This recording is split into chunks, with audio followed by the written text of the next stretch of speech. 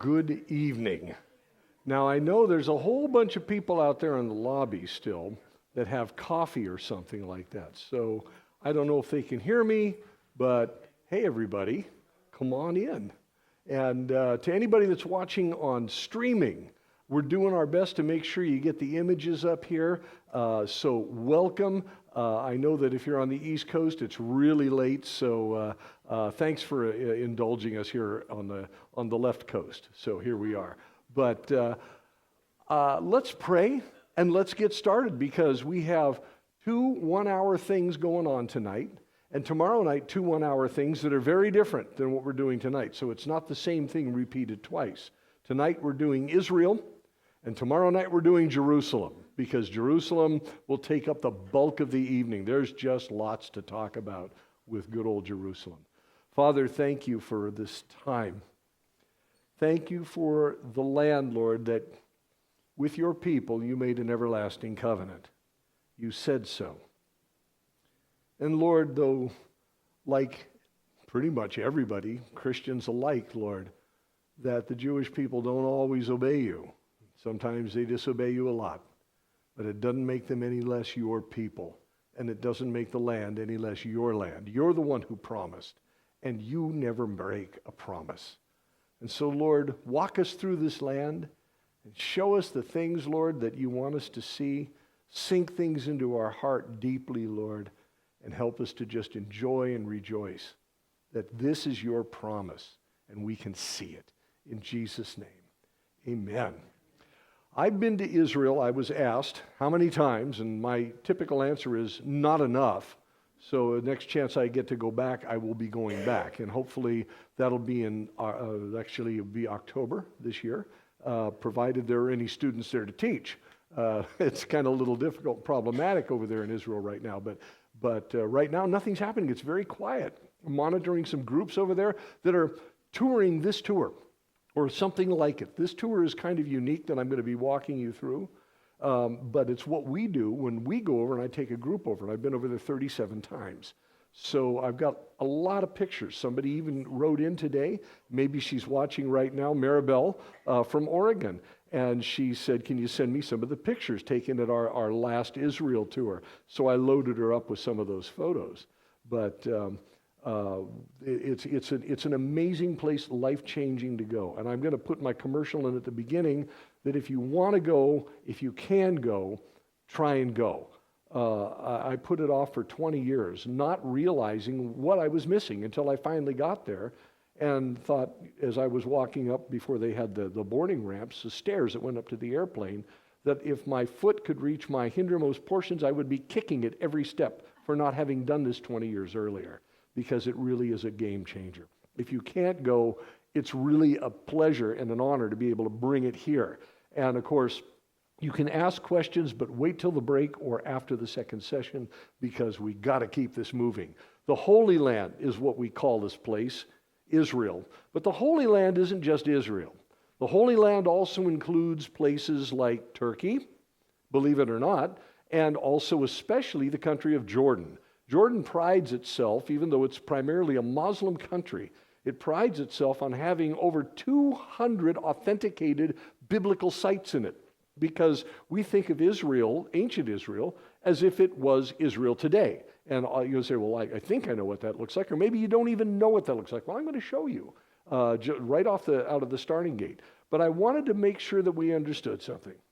The Holy Land, which includes Israel, Jordan, parts of Turkey, and all of that. Greece, if you want to kind of include that, but you're kind of, getting a little bit out. And then there's Rome, oh my. But Israel, being the Holy Land, is a land drenched in blood for thousands of years. And it's not just having to do with the Hebrews or anybody else. It has to do with all the inhabitants of that part of the world for very, very good reasons and very terrible reasons. So what makes it so holy? It's not so much what was there, it's who was there. That's what makes it holy, because this is where God came down. This is where he walked. This is where he taught. This is where the Word became flesh.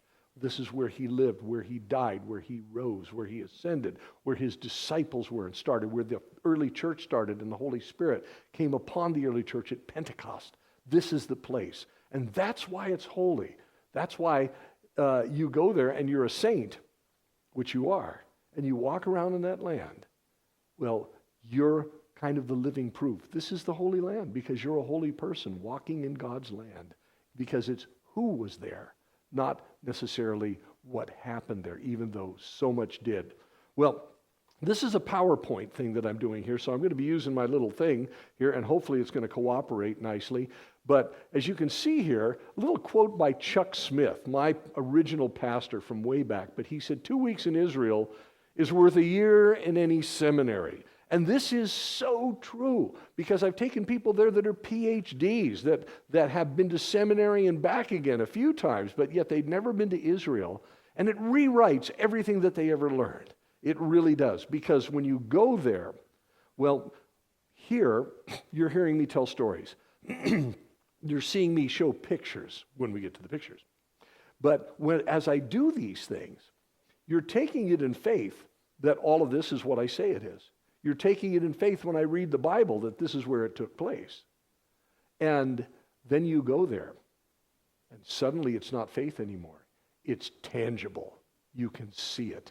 And this causes a lot of people to react. They cry, they break down. Some people even go crazy. They call it Jerusalem syndrome. It's a real thing. So this is delightful to be able to just start it out with just a bunch of slides here and watch it. I'll take you as far in as I could go. Well, first of all, you got the Mediterranean world here. The Mediterranean Sea, you can see it, of course, off to your left is Spain. Italy's right in the middle, that boot there. And of course, next to Italy, to the right of Italy, is Greece. To the right of that, there's this big peninsula sticking out. That's Turkey. Down below, that's North Africa. This area right here, that's the Nile River. This is the Red Sea. The Red Sea has this Gulf of Suez, where the Suez Canal is, the Gulf of Aqaba down there. The Gulf of Aqaba is where the Israelites probably crossed the Red Sea with Moses, down here in this area. And that right there is Israel. The eastern edge of the Mediterranean Sea, and having the sea at one side and an impassable desert on the other, it makes it the most strategic strip of land in the entire world, especially the ancient world, because all the trade routes had to bottleneck north and south through that tiny little defile of land. This is what it looks like a little closer. Now, I don't have the red dot on this. It doesn't show up on this screen. So I'll point with my hand, and if I get to get more detailed, I just want to let you know I have a little pointer I'm going to use. But here again is the Red Sea, Gulf of Aqaba. This is the Nile Delta and the Nile River. And this is Israel, right in this area here. That desert, impassable. Of course, the sea there, treacherous back in the old days. And then you get a little closer. Of course, like my map here, like my topographical map over here, this is what you're seeing. What you've got here is Israel from here all the way down here. This is the Red Sea, the Dead Sea. So from the red to the dead, they call this valley right here. This is called the Arava. It's a valley that's an earthquake fault that goes all the way down to Tanzania. When that thing moves, everything moves. And I'll show you the evidence of that later on tonight. This is the Sea of Galilee up here. And this is all the Jordan River Valley here. This is the Jordan River from here to here, and also from this area up here, 3 little tributaries that come together and form a river and flow into the Sea of Galilee. The Sea of Galilee is basically a wide spot in the Jordan River. That's all it is. And I'll get into that later. Of course, that's how big Israel is compared to the United States. Now, I didn't bring it tonight. You don't need it. But I found a map of Israel superimposed over the island of Ireland. Ireland is 3 times the size of Israel, if you've ever been there or know the size of that little bitty island. All this fuss in the world is about Israel, and Israel is that big. You could drown that place in Lake Michigan. It's just that small. It's this tiny little thing. Here's one I did a group with Oregon, and I had to show them what it was like compared to Oregon. There's the state of Oregon. Here's Israel right here. That's it. It's just this little bitty place. Here's a map that kind of gives you some distances. Now, I know you can't read the small print, and I have to get close to it too. But from north to south, right here, this is 262 miles from the corner of Eilat all the way up to the top of the Golan Heights here. From side to side, 71.9 miles wide. All the fuss about Gaza, this area right here, 26 miles long and only 6 miles wide. That if you were to go to Gaza today, it stretches from Greenwood all the way down to Antelope Road. All that fuss in the world about a little piece of property like that, but that's what's going on there. This is an area known as the West Bank here, also, biblically speaking, Samaria and Judea. That's this area right here. Jerusalem's right there. There's the Sea of Galilee, and of course the famous Golan Heights is this area right here. So a little further, here's the topographical look at it. And of course you can see it on these maps here, but a little bit more clearly. Israel is a spine of mountains. It goes way up all the way to Turkey. This is Lebanon up here. It goes up from Lebanon through part of Syria and then to Turkey, all the way down here, and then finally down into the Sinai Peninsula. This is just like a spine of mountains. A lot of people have said Israel is like California in miniature. And it really is. It's like California in miniature in that the weather is even similar to California. It's just shrunk way, way down. How would it fit into California? I don't have a good picture of that, but if you were to tilt Israel slightly on its side, I guess it would be like that from your view. It would go from Lake Tahoe to San Francisco. I mean, that's about it. That's how big it is. It's not very big. So, but that's what it would look like. Here's even a more vivid view of it here. Here's the Sea of Galilee. You can see there, well, what's the deal with that? It looks like it's kind of like really low. It is. Death Valley is the lowest place in the Western Hemisphere. It's minus 282 feet below sea level. Sea of Galilee is over 700 feet below sea level. The Dead Sea, this area right here, lowest place above water in the face of the earth. It's now today, because of all the evaporation going on and it's shrinking, it's actually 1,400 feet below sea level. Get down there and you get hyperoxygenated. It's like being in a barometric chamber when you get down there. You feel pretty good.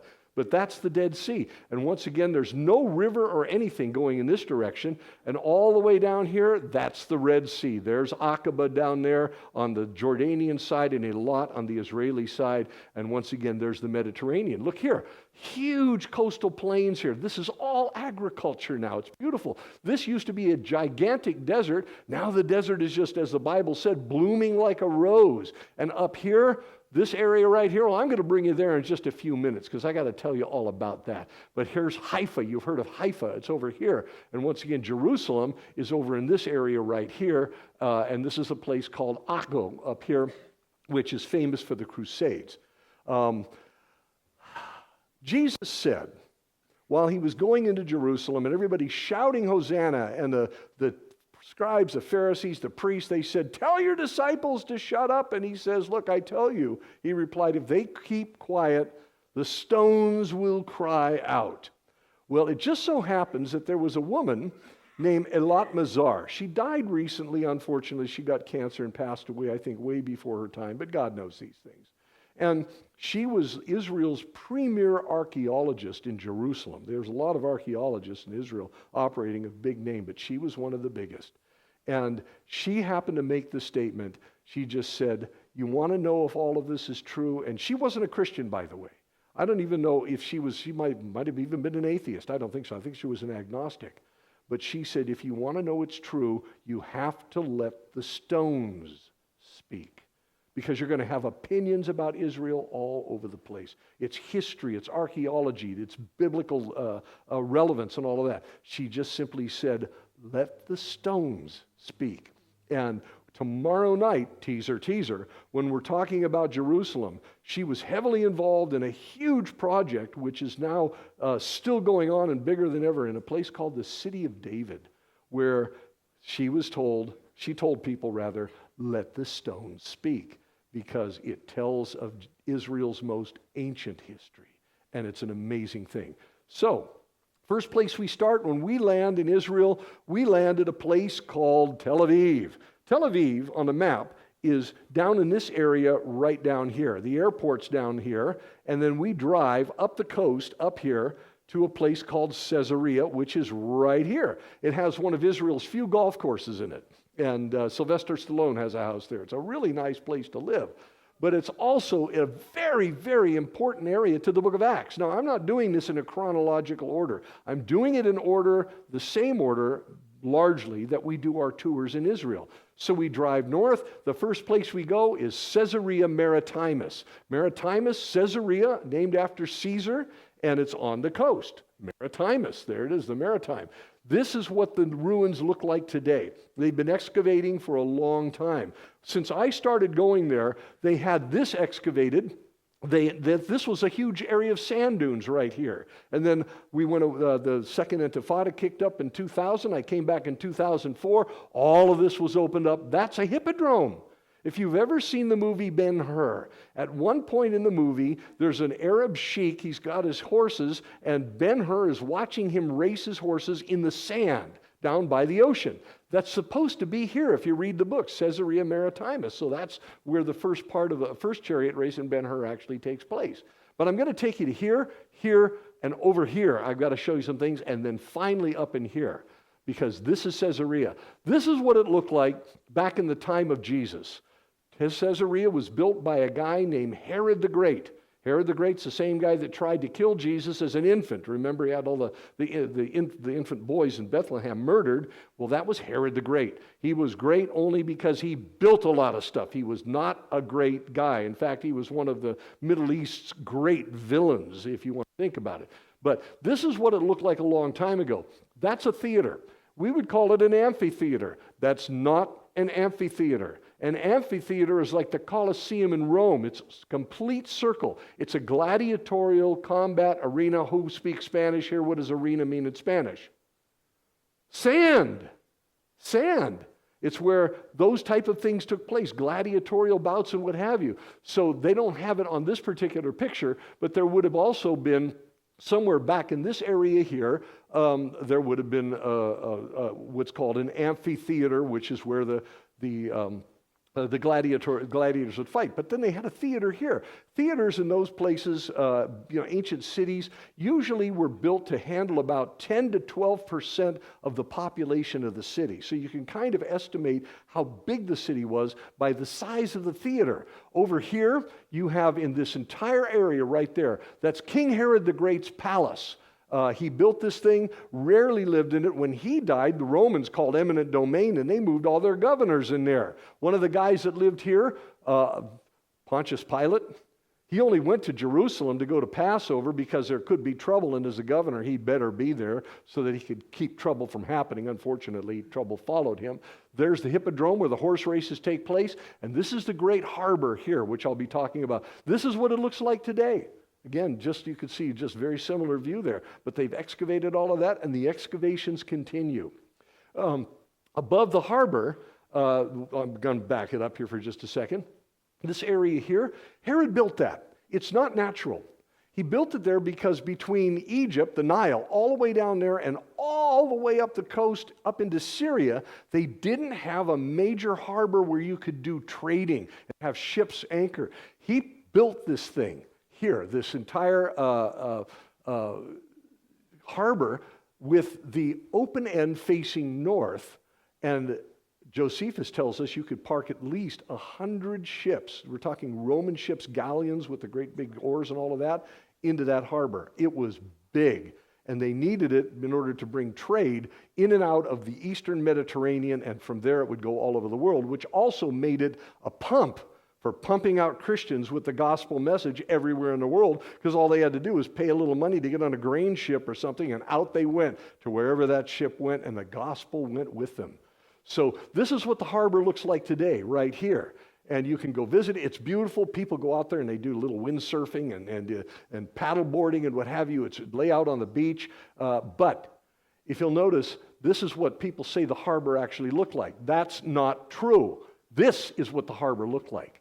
He built this thing out of concrete. He had barges that he filled with lime ash and sunk the barges, and the water causes, of course, all of that stuff to catalyze, and it becomes huge concrete blocks. So this is how they built this gigantic harbor in this area, and the ships would come in through this entrance here, and then they would moor and park all around here, wherever they needed to do it, however it looked in those days. Of course, once again, here it is here. It was really, really big. Here's all that's left of it here, but it would have gone all the way out into this area here. It was large. And of course, this is part of Herod's palace. Now, this part here is this part right here. What's the big deal with that? It's a swimming pool. Herod the Great said, I want to swim in a freshwater pool built out over the Mediterranean Sea, which is salt water. So he has his guys get out there and they literally carve out this rock. You can see part of a structure here. You can see some of the old floors here, the mosaics, still intact. They're now put up there so they're preserved. But there would have been a whole structure around this and it would have had fresh water in it. Here's a look I don't know who took this picture, so I hope I'm not busting a copyright on this one. But this is what it looks like from probably a drone. You could see all the structure here that's left over from the palace. And over here, just a mock-up of part of the palace and his gardens, which is, of course, is all recreation there for the tourists. This is how they got the water there. This thing runs for, I think it's 11 miles or something like that, from the foot of Mount Carmel, which you've heard about in the Bible. Of course, you've heard about Carmelite nuns and Carmelite monasteries and all of that. Mount Carmel, that's where it comes from. And Elijah took on the prophets of Baal there. I'll show you in just a minute. But as this came down from Mount Carmel, in the days when the Romans had built this thing, it was put up there specifically to put fresh water in that swimming pool. Yeah, and from the spring that actually captured the water, and till the time that it dumps off into the swimming pool, it drops 8 inches. That's engineering. These guys knew how to build. Now, obviously, it's pretty ripply now because it's been there for a couple of thousand years. Of course, nature has had its way with it. But that's the aqueduct. And once again, here's the theater. That's at the south end. Now, the theater has been almost completely restored. The only original seats are down in this area here and along the front here, because this was dug out of a sand dune.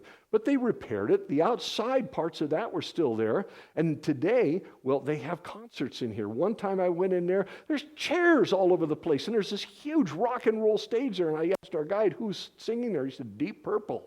So I'm serious. Yeah, that's what they do. But this stage is a really, really important thing. First of all, Roman theaters always had a huge backdrop, so they didn't have this beautiful view of the Mediterranean. And when you're up there, sitting up here, we'll have Bible studies in this area. Boy, the view is breathtaking. You just see the ocean out there. It's fantastic. But on this stage, things happen. And you can see, again, here's the view. But for instance, over in the book of Acts, you have a little incident where another King Herod Agrippa the first, there was King Herod Agrippa the second later in the book of Acts, King Herod Agrippa the first really got kind of uppity in his glory. And he came out one day with a delegation of people from Tyre and Sidon in the north who were sitting in these stands.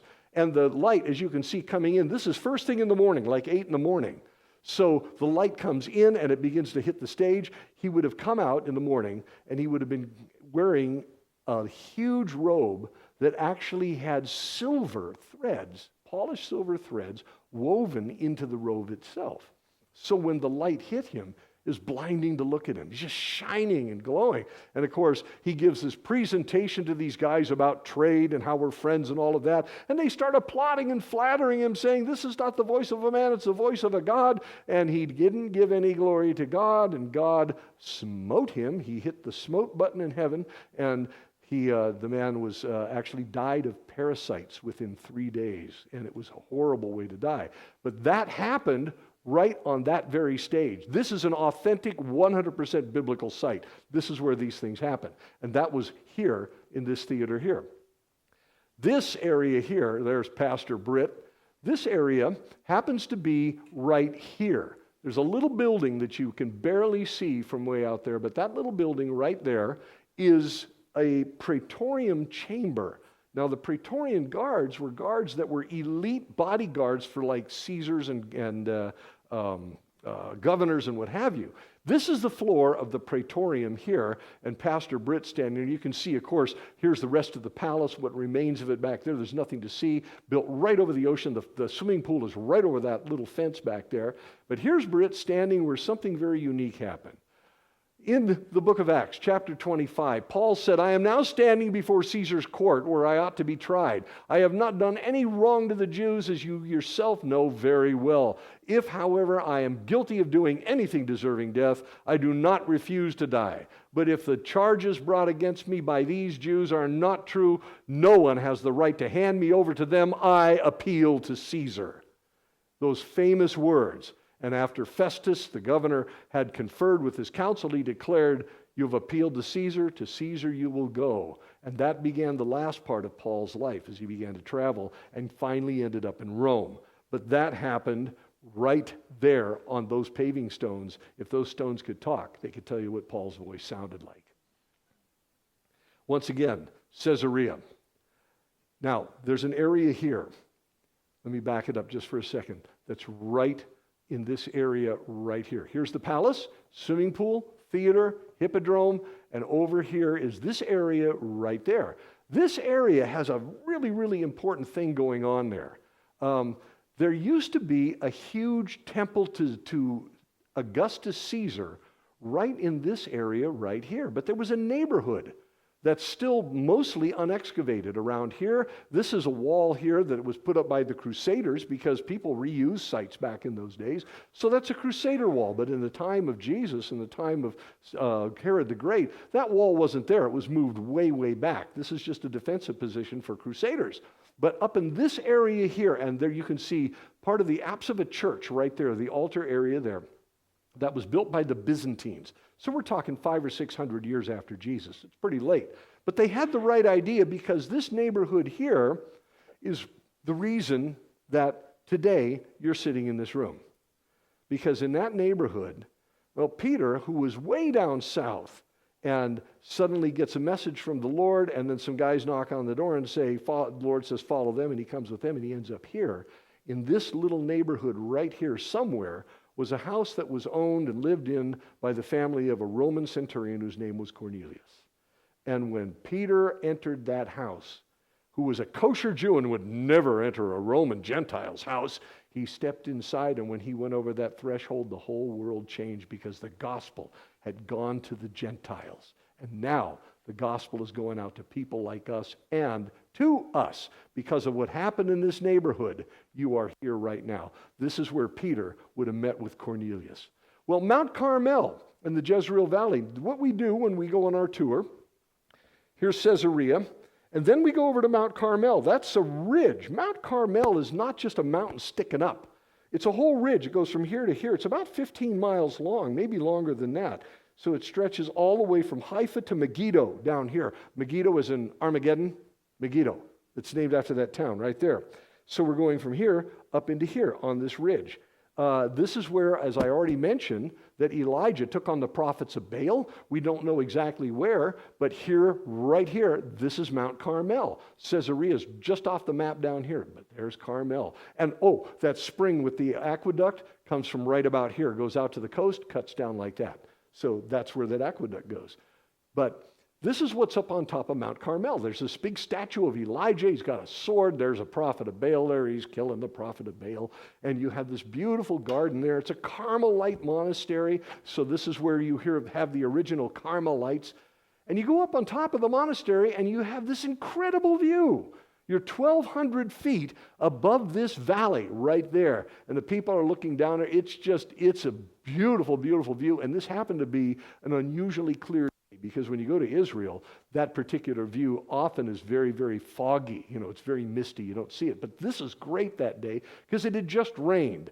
Who wants to tour Israel in the rain? I do, because afterwards it's really clear.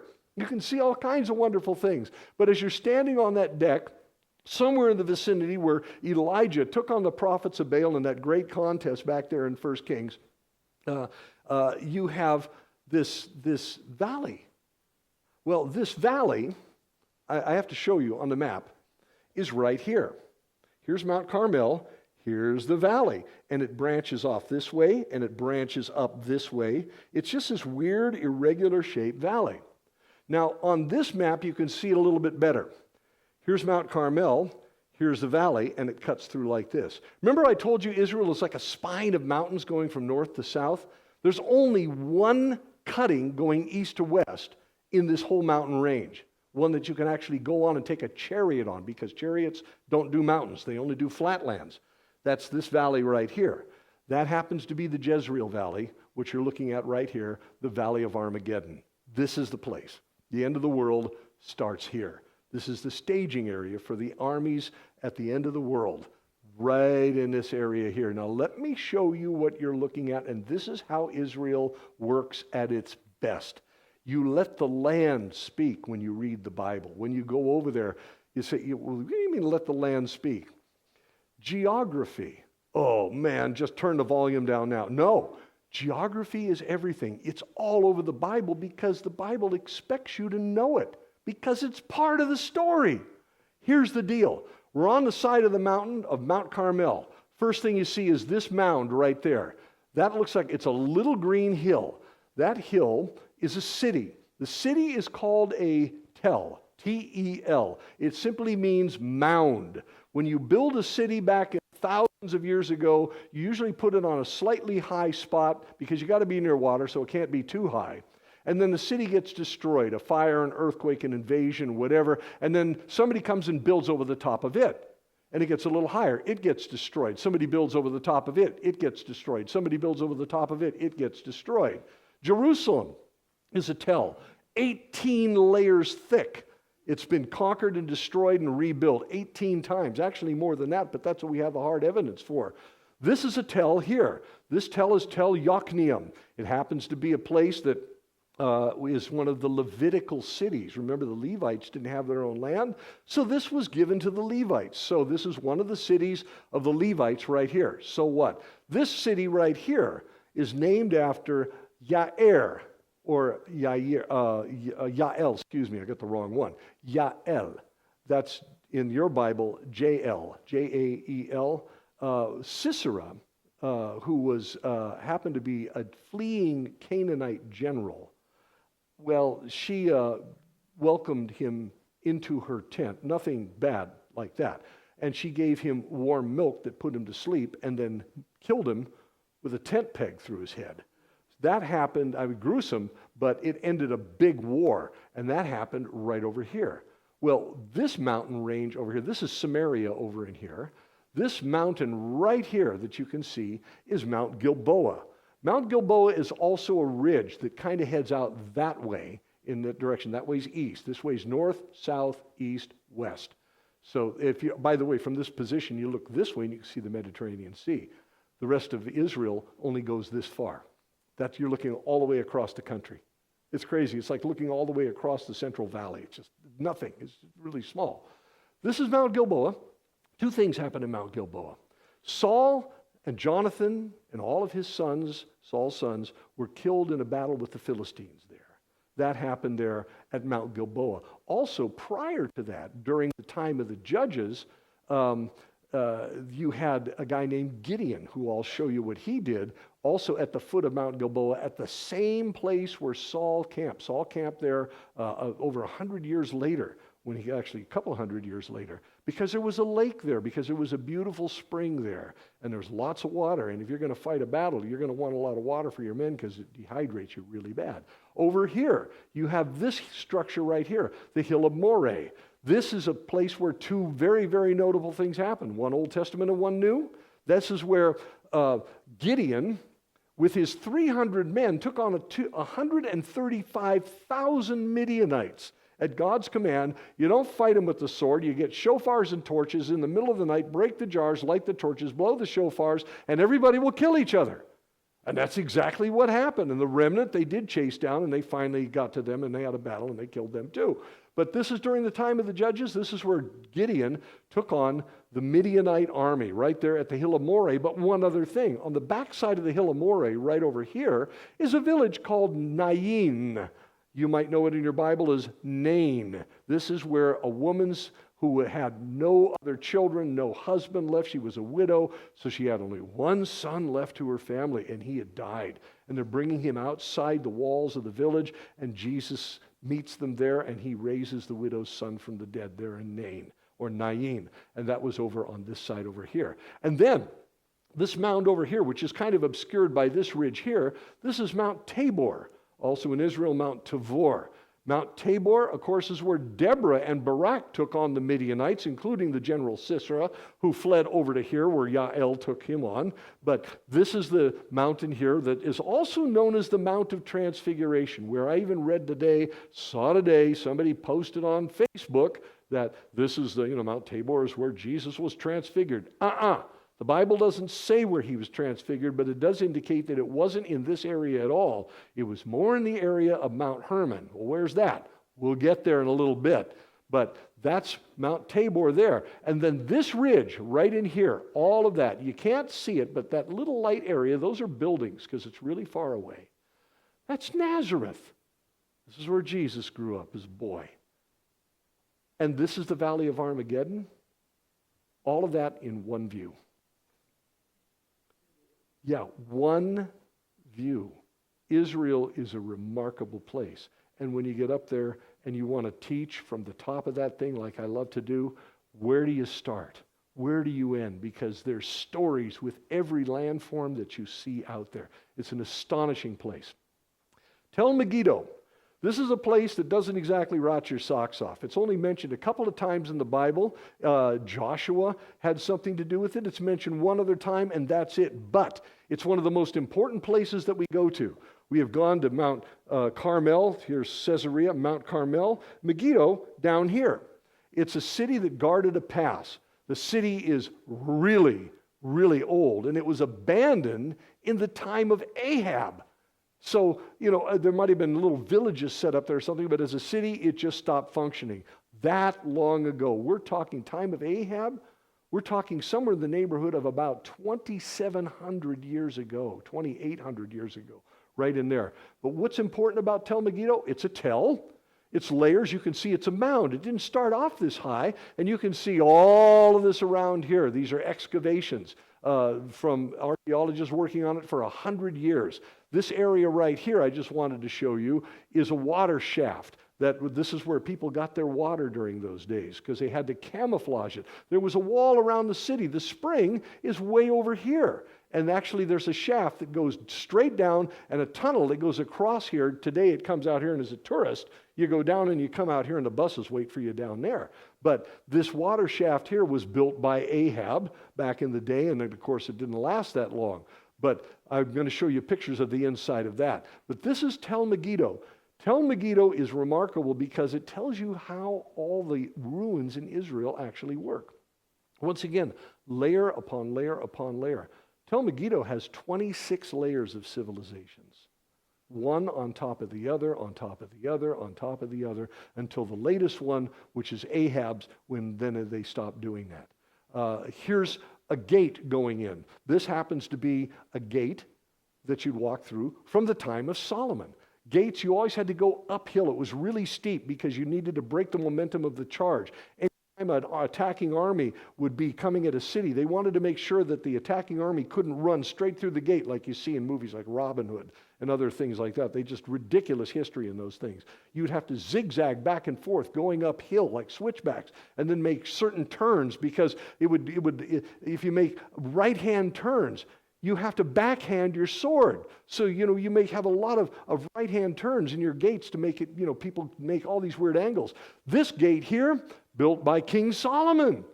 It goes way back. He took over this place originally. He turned it into one of his chariot cities. These little areas in the side here and here, they were used mainly during times of peace for the elders of the city to sit at the gates on benches where they would make legal decisions for people. Somebody had a dispute with a will or a piece of property. Or like if you read the book of Ruth, you have the elders at the gate helping Boaz get Ruth. Boaz is looking for justice.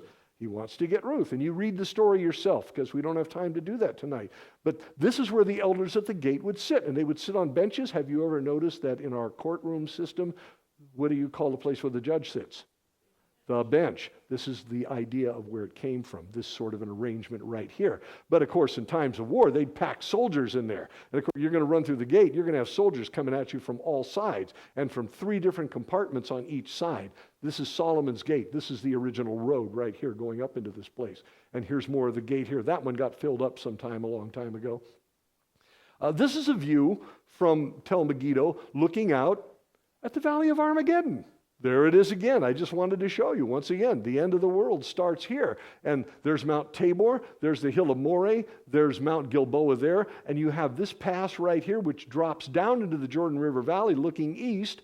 And the Jordan River's way down there. And right in the middle there is a place called Jezreel, which I'm not going to show you any pictures of, but it's a ruin.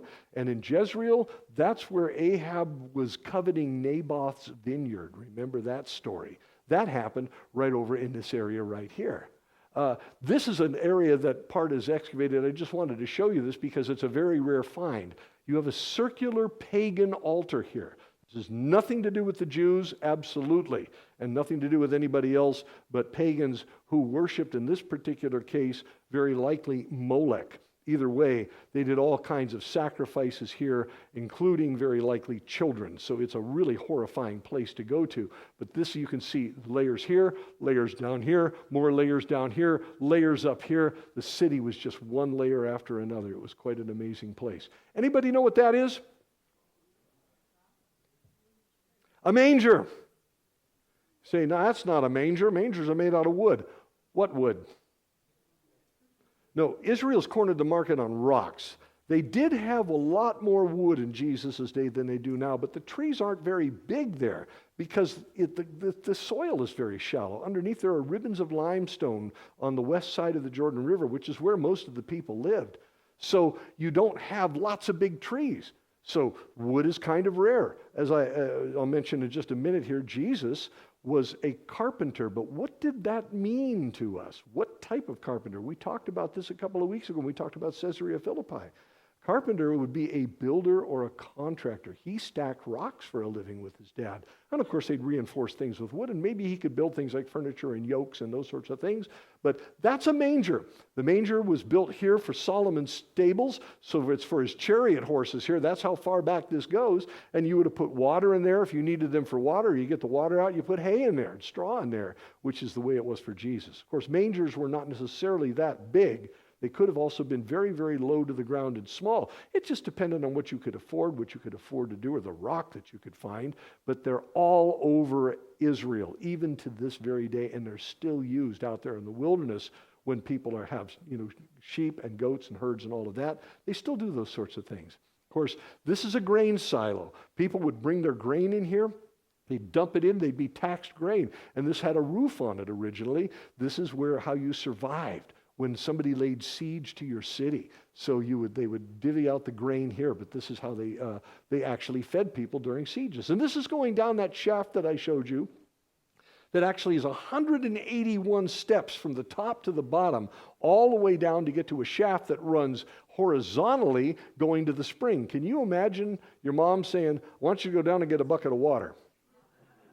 Thanks, Mom. But that's how they did it back in those days. Here's some metal stairs going down, but originally they had like stone arrangements and rope ladders or whatever they had to get down to the bottom.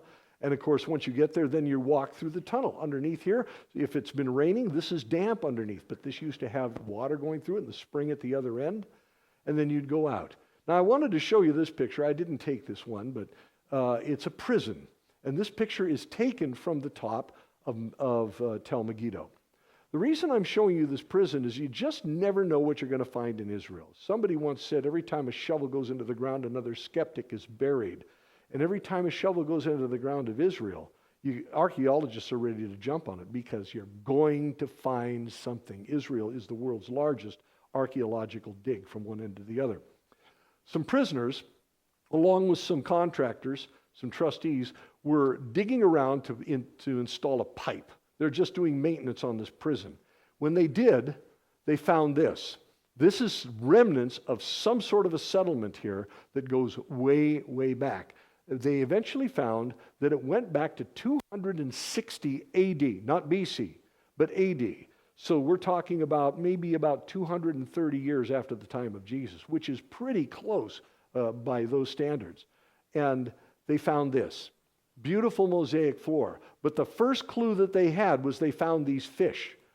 The cross was not a Christian symbol used in any decorative sense at all, not worn around anyone's neck, no place, up until the time of Constantine the Great, 313 AD, when he became emperor and legalized Christianity. Prior to that, the cross was considered so obscene you didn't even talk about crucifixion in decent public circles, which is what makes Paul's letters and the Gospels so remarkable, because it goes into such detail about it and uses it symbolically. But instead you'd find symbols of fish and doves and goblets and these sorts of things representing communion. Fish, of course, the ichthus fish, as you know, Jesus Christ, God's Son, Savior, the word ichthus in Greek, the initials meaning the Lord. This is one of the beautiful mosaics they found, but this was not the grand prize. This was. This thing here is now on display at the Museum of the Bible in Washington, D.C. They actually were able to remove it, which they found really cool ways of doing that, and ship it around, and then they'll come back and they'll put it back in its original spot. But this, I can't read that, but it's in Greek. But what's remarkable about it was that critics of the Bible said that Jesus was never considered God until after the time of Constantine. He became God because the church later on wrote its theology around his divinity until they found that. This is what it says. The God-loving akeptos, however you say that, has offered the table to God Jesus Christ as a memorial. The table was somewhere in the vicinity of that, but that's what that says right there. People believed Jesus was God a long time before the critics of the Bible actually came up with the idea that, he couldn't possibly be that. People didn't really believe that. Now, there's this place here I'm going to show you called Sepphoris.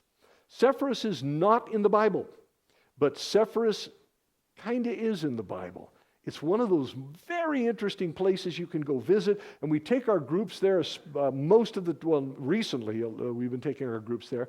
This is a huge archaeological dig, acres and acres and acres where they're digging down, because they had all these houses there that had these incredible mosaic floors in them. Here's a part of our group just looking down in some of the rooms that they have here. This thing right here tells you there were Jews there. This is called a mikveh. A mikveh is a ceremonial cleansing pool. You'd put what's called living water in there, or water that had been moving. It could be rain. It has to be taken from a spring, but it's never taken from a well or from a cistern. That's dead water. Living water is fresh and it's clear and pure and life-giving and health-promoting. That says this house was a Jewish house. And yet Sepphoris was a Greco-Roman pagan city.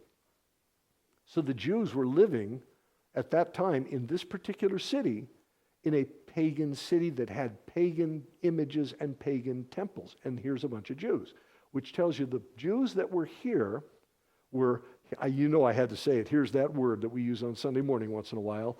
These Jews were Hellenized. Yeah, they were like the Greeks more than they were like the Jews. And the tension between the non-Hellenized Jews of Galilee and the Hellenized Jews, indicated by this place, Sepphoris, which is in Galilee, by the way, they must have been enormous. They just didn't like each other. But this place is incredible. Here's a street. Look at this. Look at the grooves that are left there from just the wagons and the chariots going back and forth on this street, just wearing into the limestone. Because again, you use what's available in those days. Lots of rocks and white limestone. And then you have a model of the city. This is what they think the city looked like in the time of Jesus. Yes, in the time of Jesus. There's a pagan temple there. There's a high place and a palace up in there. There would have been, of course, a theater there, but you have these mosaics.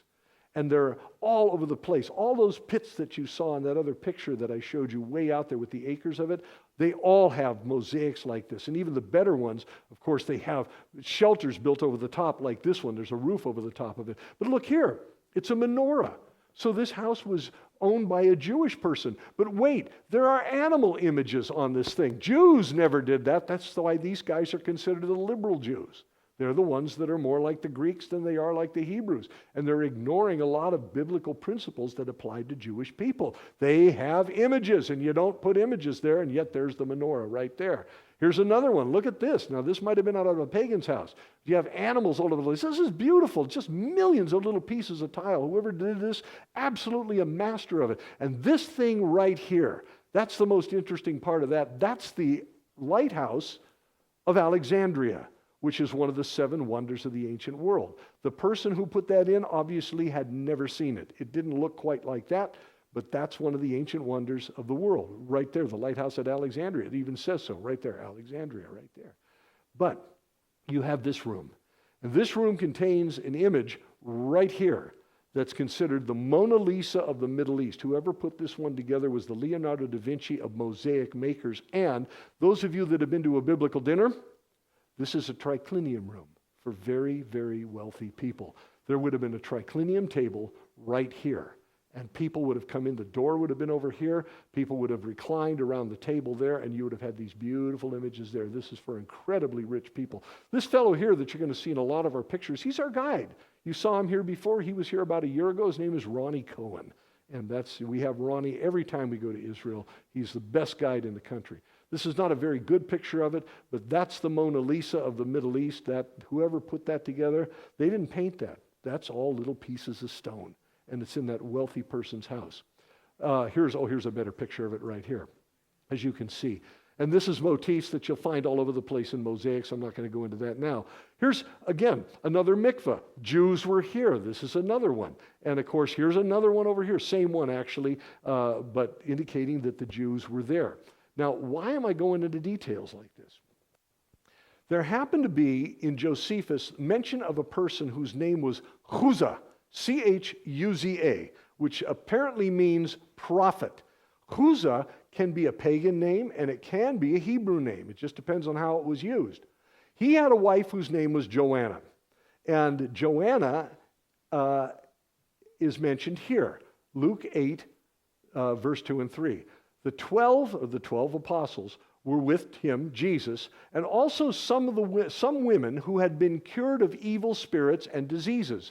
Mary, called Magdalene, Mary Magdalene, from whom 7 demons had come out. By the way, it never says she was a prostitute. It says she was demon-possessed. It never tells us about her morals. She was a demon-possessed person. But then Joanna, the wife of Chuza, the manager of Herod's household, and Susanna and many others, and these women were helping to support them out of their own means. We interpret that as maybe they were making bread or weaving things or that. But Mary Magdalene was probably a patroness. And I'll talk about her again in a second. But then you have Joanna, the wife of Chuza. Josephus, who was an ancient historian who lived after the time of Jesus, who recorded some incredible histories that are not biblical, but quite accurate, exaggerated on his behalf to make him look like a real heroic guy, of course. But in there, he happens to mention the Chuza, King Herod Antipas's manager or treasurer. He was second in charge of Galilee under Herod Antipas. And they lived in Sepphoris. How did Jesus meet Joanna? Nazareth is a 4-mile walk from Sepphoris. Herod Archelaus, I'm throwing all these names out there, but he was a Herod that came before Antipas. Antipas was involved in Jesus' crucifixion, if you remember. But Herod Archelaus, who was much earlier on, when Jesus was very young, Herod Archelaus had sent in a general named Varus to destroy Sepphoris because they had given over their armory to a rebel, a Galilean rebel. And Herod didn't like that, so he got really mad and destroyed the city. Well, he got exiled because Rome hated him for destroying the city, because Rome found that city very convenient as a trade center, and it was very cosmopolitan. So Herod Antipas, in order to gain favor with Rome, decides he's going to rebuild the city. So he starts a 35-year-long rebuilding project 4 miles from a tiny little village of about 200 people called Nazareth. You do the math. Where's all the work? Sepphoris. 4-mile walk, 4-mile back.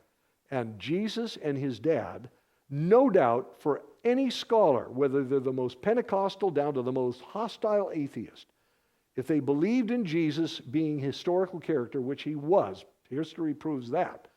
Some people still doubt. They say that he did all his work with Joseph, apprenticing under him in Sepphoris, where Joanna, the wife of Chuza, was during the rebuild, and Jesus probably met her there. And even as a youth, even though Jesus wasn't calling people to follow him, she got to know him, and even as a youth found it credible that she would go ahead and follow him later in life. How did Jesus support his ministry? Mary Magdalene was probably quite wealthy. We don't know anything about Susanna, but we do know that Joanna, the wife of Chuza, was stinking rich. So he had some good support, and he was supported out of their means. And then a view from Sepphoris. I just wanted to show you this. As you're looking across this beautiful valley here, you have this. Well, what's that thing doing there? And you get a little closer. There it is again. There's a mound. You know, that was a village. I'll show you in a minute. That's called another tease. Let's go to Nazareth. Nazareth. This is Mount Precipice. One of our guides called it Mount Jumpification, because this is where tradition says Jesus was taken by his own people, to be thrown off a cliff. It's 2 miles outside of town and up about 600 feet. You're going to drag him that far to throw him off a cliff? All you need is a 20-foot high cliff. Throw them off and drop rocks on them. That's how people stoned people back in those days. So Mount Precipice is purely a traditional site, but look at the view. And that's the Valley of Armageddon again. You're looking out there, Mount Tabor off to the left, in front of you, right in the middle. Again, the hill of Moreh, where Gideon took on the Midianites, and where the village of Nain is, and everything out in front of it. Here's a view of Mount Tabor, a little bit better view, just like a mound right out there, 600 feet tall, in the middle of the Jezreel Valley, the Valley of Armageddon. Here's the little sunset over the Valley of Armageddon. I thought that was just kind of cool looking. God was there. And there's Kathy out there standing there looking at the sunset, and I thought, she's pretty, the sunset's pretty. Good picture, I'll put it up there. In Nazareth, you walk downtown, there's 180,000 people that live in Nazareth today, most of whom are Arabs. There are some Jews that live there, but most of the Arabs are Christians. Now it's about 40% that are Muslims, about 60% that are Christians, because, Christian Arabs, oh yeah, mostly Catholic and Greek Orthodox. So there are some evangelical Arabs. I actually did a biblical dinner for the First Nazarene Church of Nazareth, which is a half a block away from this thing, a few years ago, right before COVID, in fact. And so it was an Arab church. I had to be translated into Arabic because they're Arab Nazarenes, and this happened to be a Pentecostal Nazarene church. So interesting things going on there today. But this particular church is called the Church of the Annunciation, built over what they believe is ancient Nazareth. There's not much left of it, and they're having a hard time verifying that it was actually ancient Nazareth. But hey, it's Nazareth, and it's ancient, so it must be, and it makes sense. But archaeologists are beginning to become convinced. This particular church was not built that long ago. Most churches in Israel were built a very, very long time ago, hundreds, if not a couple of thousand, 1,500 years ago. They could be very, very old. But this one was built by the great Catholic patron, Frank Sinatra. Yeah, seriously, he helped raise the funds for it. If you didn't know it, even though Frank Sinatra had a lot of problems in his life, he was a dyed-in-the-wool fierce Zionist, and he went to Israel a lot to entertain the troops before he passed away.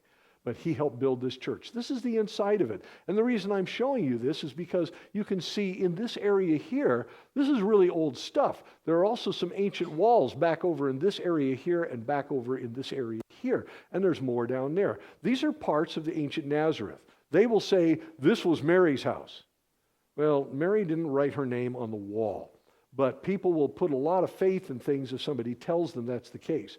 The one thing that we do know is that these places do date back to the 1st century, and they are part of ancient Nazareth. Was Jesus there? He had to be. But what are those houses? We don't have a clue. Here's another view that's underneath the church. The part of the church is supported by this platform that you can see holding up the ceiling there.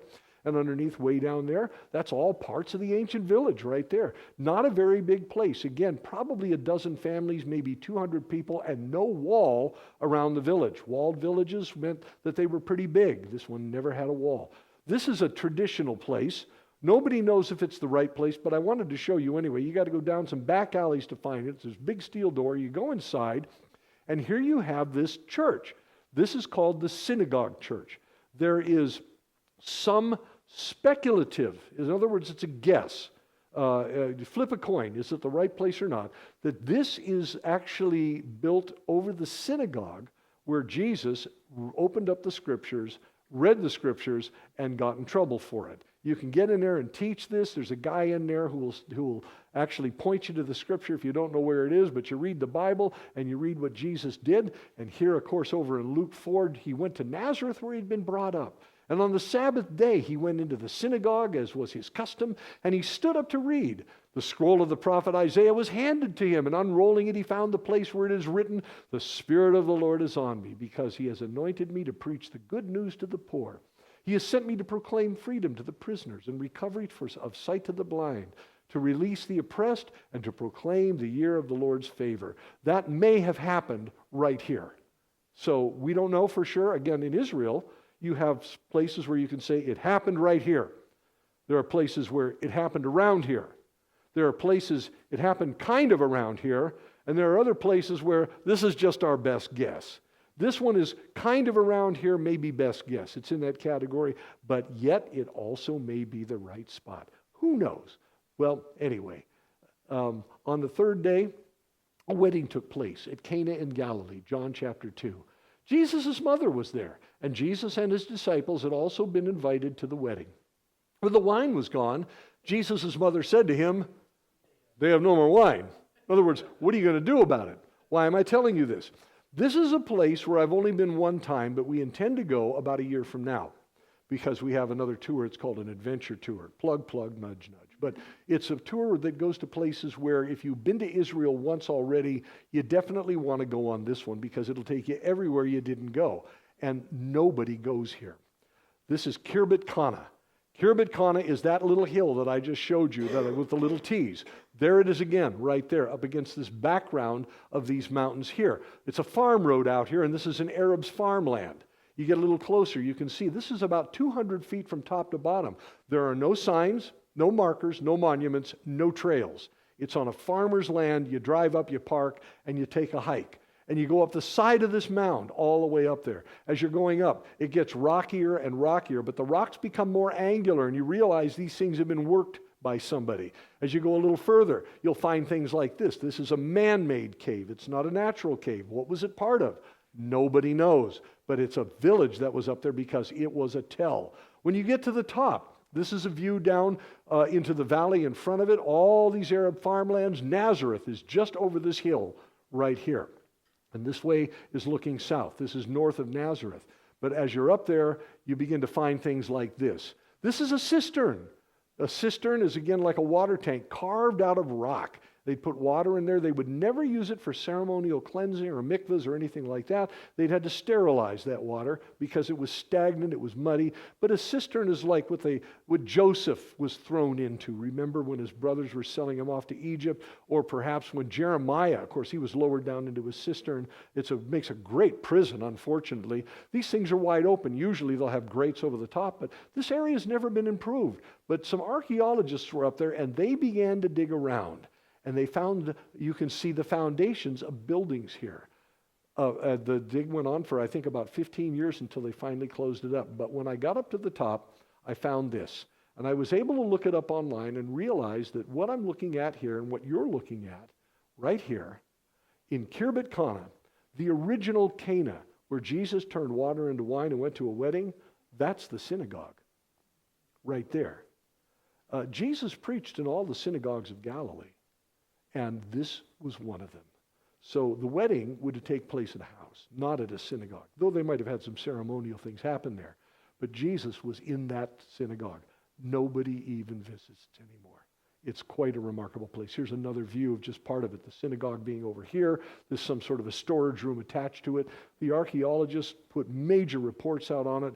It's an authentic site, 100%. Jesus was there. Capernaum. Now, we're going to take a break in just a couple of minutes, so hang on. But Capernaum was Jesus' headquarters, you might say, during his Galilean ministry. He had left Nazareth. Nobody was listening to him there anyway. Remember, they wanted to kill him. So he goes down to the Sea of Galilee. This is the Sea of Galilee here, and this is a colorized picture. It's very, very old. Look, there's nothing there. It's just blank.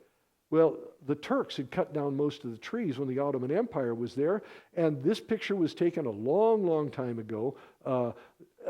Mark Twain went on a journey there, and he describes it in a book called The Innocents Abroad. He wrote a book about this journey, and he ends up in the Holy Land, and he said when he got to the Sea of Galilee, the one thing that it was known for was flies everywhere, because he said it was the most miserable place he'd ever been. But that area there, those are Arabs. That's an Arab village under Turkish rule way back, over, again, 100 and some years ago. And then somebody took this picture. Look, it's parts of a synagogue. It's parts of a city. They found this when the archaeologists came in. They said, what are we going to do with all of this stuff? So they started excavating. This is Capernaum. Jesus would have been on these streets in many of these houses. This is where he was as his headquarters. This is where Peter and his mother-in-law lived. They came from a place called Bethsaida, but they moved about 6 miles over to this place, which was a major fishing village that lent for about a mile along the shore of the Sea of Galilee. And the Sea of Galilee is not very big. This is the synagogue. This is not the synagogue of Jesus. This synagogue is what's called Byzantine. Byzantine means late Roman or after the time of Constantine. Constantine, once again, 313 AD and beyond. So this synagogue is 300 years after the time of Jesus. But the original synagogue, evidence of it was still there. Look at those black stones. That's basalt, because these white stones were imported into an area now where it's all volcanic, so all the rocks are black. So somebody very wealthy sponsored this very expensive synagogue, but built it over the foundations of the old synagogue. Those black rocks there, what's that floor down there, which you would have to rip up the other synagogue to find it, that's where Jesus did his sermons. That's where Jesus did his miracles and cast demons out of people and healed a man's hand and spoke that incredible sermon that he gave over in John chapter 6. There's the synagogue there. And you can have Bible studies in it today. On the synagogue, they had motifs that went all the way around the outside just to decorate it. And this is a Star of David, a very early use of one. The Star of David is not the official emblem of Israel. That happens to be the menorah, like that banner in the back right there. I don't know if any of you have ever looked back there all the times you've been in this church, but that is the official national symbol of Israel, and it's the 7-branch menorah, not a Hanukkah menorah, which has more than that. But this is one of the earliest uses of a Star of David, and it happens to be in the synagogue. In the synagogue, and let me back it up here just for a second, you have these columns that are put into place here. And you can see just barely where you're sitting, here and here, there's writings on those columns. The writing on the columns is a very common thing. Here's a close-up of those columns. And this one, of course, is much cruder than this one. This one is much more modern, but when they reset these columns up there, somebody put those things on there. And yet you can go all over the country and you can find old ancient Roman structures and other, Greco-Roman structures. But those names on the columns, it's something very biblical, because it's a thing that they used to do back in the old days. The evidence is there. They just recreated it for the new days. Book of Revelation, chapter 3, verse 12. Him who overcomes, I will make him a pillar in the temple of my God. Never again will he leave it, and I will write on him, a pillar, the name of my God and the name of the city of my God, the New Jerusalem, which is coming down out of heaven from God, and I will also write on him my new name. That's what you're looking at when you see these columns. It's the same type of thing. When somebody did something heroic, something very, very beneficial to the community, they would commemorate them forever by carving their name on a column in a synagogue or on some sort of a magisterial building or something that was at a prominent place in the city, and somebody did it here in the Capernaum synagogue. But you can see in the book of Revelation, when Jesus says those things, they're not random things. They're things that these people can look at every day. You mean my name's going to be like that in heaven? Yes. Hang in there. Overcome. Stand strong. Endure. I'm going to put your name on a column in my Father's presence where you will be awed. It'll be a marvelous thing. Sea of Galilee. This is a view from Capernaum. This is what it looks like from Capernaum. There would have been docks along here made out of stone back in the days, but it would have covered the entire area. Chorazin, I'm going to go through real quick, but Jesus cursed 3 cities. He cursed Capernaum, Chorazin, and Bethsaida. And those cities have never recovered, as you can easily tell. When Jesus curses something, it's cursed. It didn't fall right away, but after Byzantine times, it was. This is up above the Sea of Galilee, which is way up in the corner to your left, way down the hill. But it's an area known for wheat, this area, and olives. These are the ruins of the city. This is the synagogue in the city, partly restored. And I have to show you something really horrifying about the synagogue in just a minute.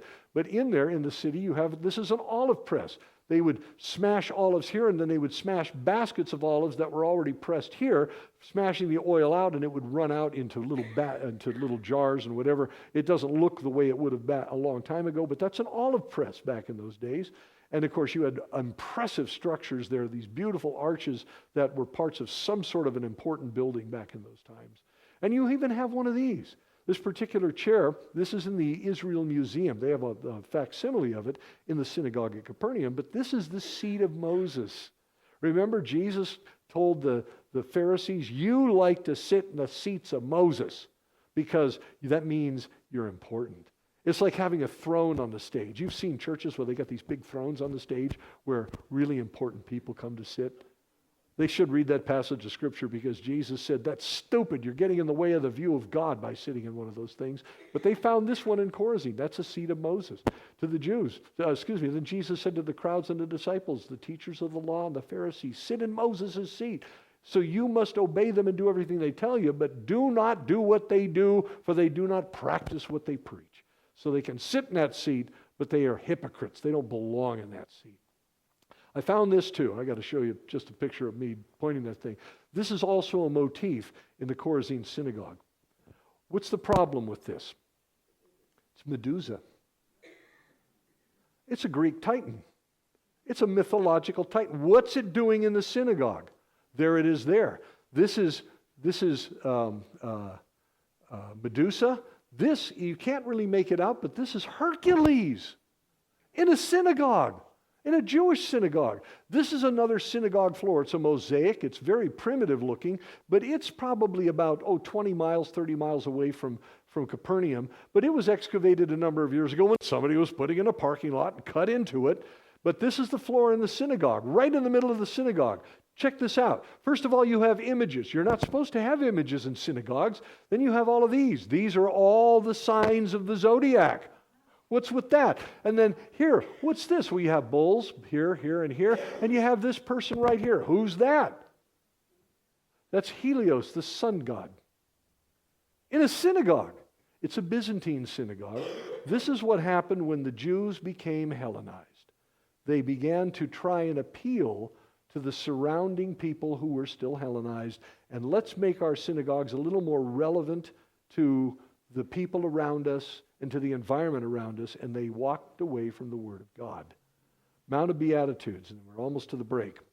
Mount of Beatitudes, this area right here, somewhere around here, one of those places where flip a coin, but that's the Sea of Galilee. These are the cliffs of Arbel up here, and somewhere in this area here, maybe up on a hillside over here, nobody's 100% sure, this is where Jesus gave the Sermon on the Mount. Of course, this is an area where we walk out into the farmland right there. Up here is a church that was built by Benito Mussolini, and that whole area is owned by the Vatican. The Vatican is good at one thing. They take a very, very beautiful area and they build like a city over the top of it, thinking this will be an improvement on nature.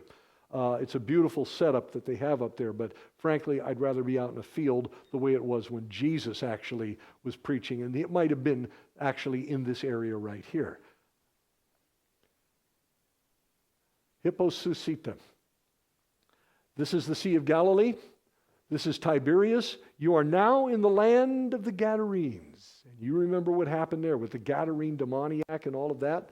This little area right here, that is a city. That is also a tell. And it's way above the Sea of Galilee. It's 1,200 feet above the water in the Sea of Galilee. This is what it looks like from the Sea of Galilee. You get out on a boat, you have all these switchbacks. They were put there by the Romans to get up on top of that thing. It was a very, very secure city. This is a church that's built on Hipposusita. Down here, this is a kibbutz along the Sea of Galilee, 1,200 feet below this platform here, and there's the lake right there. But there are all these churches all over this place. Why in the world did they put churches up there? Because the Byzantines, the late Roman Christians, built monasteries and churches thinking that this was the location of the feeding of the 5,000. They were off by at least 6 miles, but this is where they thought it was. So let me get my thing out here. And as you look from Hipposusita, here's the south end of the Sea of Galilee. The The Jordan River flows out of the Sea of Galilee right about there and begins to flow down the Jordan River Valley. This is 700 feet below sea level. And you can see what the terrain still looks like here. The land of the Gadarenes. Once again, there was like a theater there. This is called an Odeum, which is a very small theater. It wasn't made for a huge city, but it's a small place to gather. By the way, they're still finding stuff there. When I was there last year, early last year, they had not found those yet, and suddenly it makes news. Somebody was just digging around, and they found all these old gold coins up there. Quite an amazing thing. And of course, here's the remains of a huge Byzantine church that's there, and here's just a beautiful place. But then there's this particular church, and I wanted to show you, these are some of the little treasures you find, not biblical, but pointing towards biblical things. You see, what's with the floor of the church being all dirt? Well, there's like burlap underneath it. You can see it's black. And it's meant there to protect mosaics, and then they put dirt on top so the tourists won't know it's there, because they don't want tourists peeling up parts of the mosaic, which I would never do. But we did peel up part of the burlap so we could get a look, and this is the church here, and this is what you find underneath it. Fish, as in 5 loaves and 2 fish, commemorating the feeding of the 5,000. And these things are extra colorful, just beautiful. See them, same shoes, right? There you go. But granite columns that they brought in from Egypt, because they don't have any granite in Israel. It's all limestone or basalt. These things were hauled up from the Nile, way far away. And of course, the way the street looked in those days, you can look through these windows here, and you can see the shops on either side. It's a little hard to see, but there's the street going up, and the original stones being back a little bit further. These are recreations, but further back. Those are the originals. They even have maker's marks on them. This is what the hill looks like above the Sea of Galilee. That's the modern road down below. You can actually take a bus on that. And there's the city of Tiberias over here by the lake. By the way, they have a big horse up there, if you didn't notice, way up here, because hippos is, of course, Greek for horse. Susita is Hebrew for horse. Is the city of horse. There it is. But this is a view from just below Hippos. If you were to stand here and turn around and look up, there it is, 1,200 feet above you. This area here, the most likely place, because it's so steep, where a herd of a couple of thousand pigs could thunder down a hillside and go off a precipice into a lake. This is probably it is the most likely place where Jesus cast the demons into the pigs out of the man who was Legion, and they went down into the lake and they drowned. And of course, danger mines, because they're still clearing minefields out, but this is that area there. And there were tombs up in this area over here too. This area burned off once, which is, you say it's tragic, but archaeologists love it because now they're down to dirt level and they can see all this stuff that pops up out of the ground. As Jesus was getting into the boat, right down there where you were just looking, in this area right here, this is where he would have been, somewhere in that vicinity. As Jesus got into the boat, the man who had been demon-possessed begged to go with him, and Jesus didn't let him go, but said, "Go home to your family and tell them how much the Lord had done for you and how he had mercy on you." So the man went away and began to tell in the Decapolis how much Jesus had done for him, and all the people were amazed. That city Hippos that I just showed you, right above, it's a Decapolis city. Where did that man go? All those pictures I just showed you, a formerly demon-possessed man would have walked through there saying, "There's this guy Jesus, and look what he did for me." It would have been right there. So at this point, we're going to take a break, 5 minutes. Okay, get some water, use the restroom, have some fellowship, stretch your legs, and come on back, and I'll take you through the rest of Israel before we get to Jerusalem tomorrow night. For those of you who are streaming, are we on there? Okay, yeah. For those of you who are streaming and watching on camera here, we're taking a quick break. You take a break too. Come back in 5 minutes, and we'll be up and running for the rest of the tour. Thanks. Those of you who are streaming, welcome back. Thanks for your patience. And got a little bit to go here, so because I talk too much. Oh, surprise, surprise! It's contagious. Sea of Galilee. We've been showing you a lot, but let's talk about it for a second here. This is the Sea of Galilee from Capernaum. I've already showed you this. This is some groups there. This particular group over here, they're having a Bible study over there, and they're having a prayer time. And you're welcome to do that if you ever go there. Sea of Galilee, off to the one side you're seeing over here, this is it over here. And this cliff, I kind of already pointed it out, but you may not remember, but it's called the Cliffs of Arbel, or Mount Arbel. This was taken from a drone or an airplane or something. I didn't take this picture. But this, once again, everything's about 1,200 feet above the lake, anything surrounding it, including the Golan Heights on the other side of the lake, and this thing right here.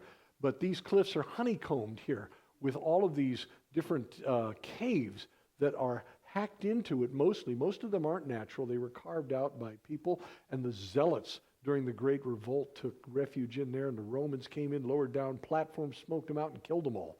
It was just this area was just soaked in blood.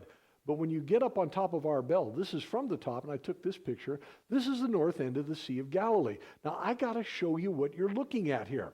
This is one of those, I told you, like the Mount Carmel, where there's all this stuff. This is kind of the same thing. What you're looking at, first of all, 1,200 feet above the lake. This area of the lake was actually here during the time of Jesus. Right down here, because the angle's wrong, but right in this area down here by the lake is Magdala. I'll show you that in just a minute. Magdala was a place where the fishermen sold their fish to be dried and salted and then exported all around the region. So it was a big fish drying industry, which was huge back then and extremely important. This is where Mary Magdalene was from, Mary of Magdala. So she's from down here. Over here is a place called Gennesaret. Gennesaret is also in the Bible. After Jesus walked on water, one of the Gospels tells us that the disciples immediately landed at a place called Gennesaret, which is a village. That was over here. When Jesus walked on water, it was somewhere in this area here. It wasn't out in the middle of the lake. Fishermen never went out there. It was too dangerous, and there wasn't any fish out there. So they would cling to the shoreline and go along the shoreline because that's where it was safest. When Jesus walked on water, it was somewhere in this area here. Capernaum, right in this area right here. The Mount of Beatitudes, right about here. Over in this area here, Bethsaida, where 6 of the disciples were from, including Peter, but they relocated their fishing business over here. The entrance to the Jordan River coming into the lake right here, as I said, the Sea of Galilee, basically a wide spot in the Jordan River. And the land of the Gadarenes over in this area here. What you're looking at there in this one picture, and this is what was one of the most fascinating things to me when you go to Israel. Jesus did 90% of his miracles and around 60% of his teachings in that picture. And the world is still resounding from it. That little bitty area, Jesus did all that. Absolutely stunning. I think we're having a little bit of dropout on the mic for those of you that might be on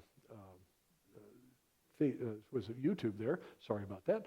But trying to think of 2 things at once, that's kind of tough. But anyway, that's what you're looking at in this area here, the Sea of Galilee. If you turn around from where I'm at, those of you that are big fans of the Crusades, you probably heard of the Horns of Hattim or the Battle of Hattim.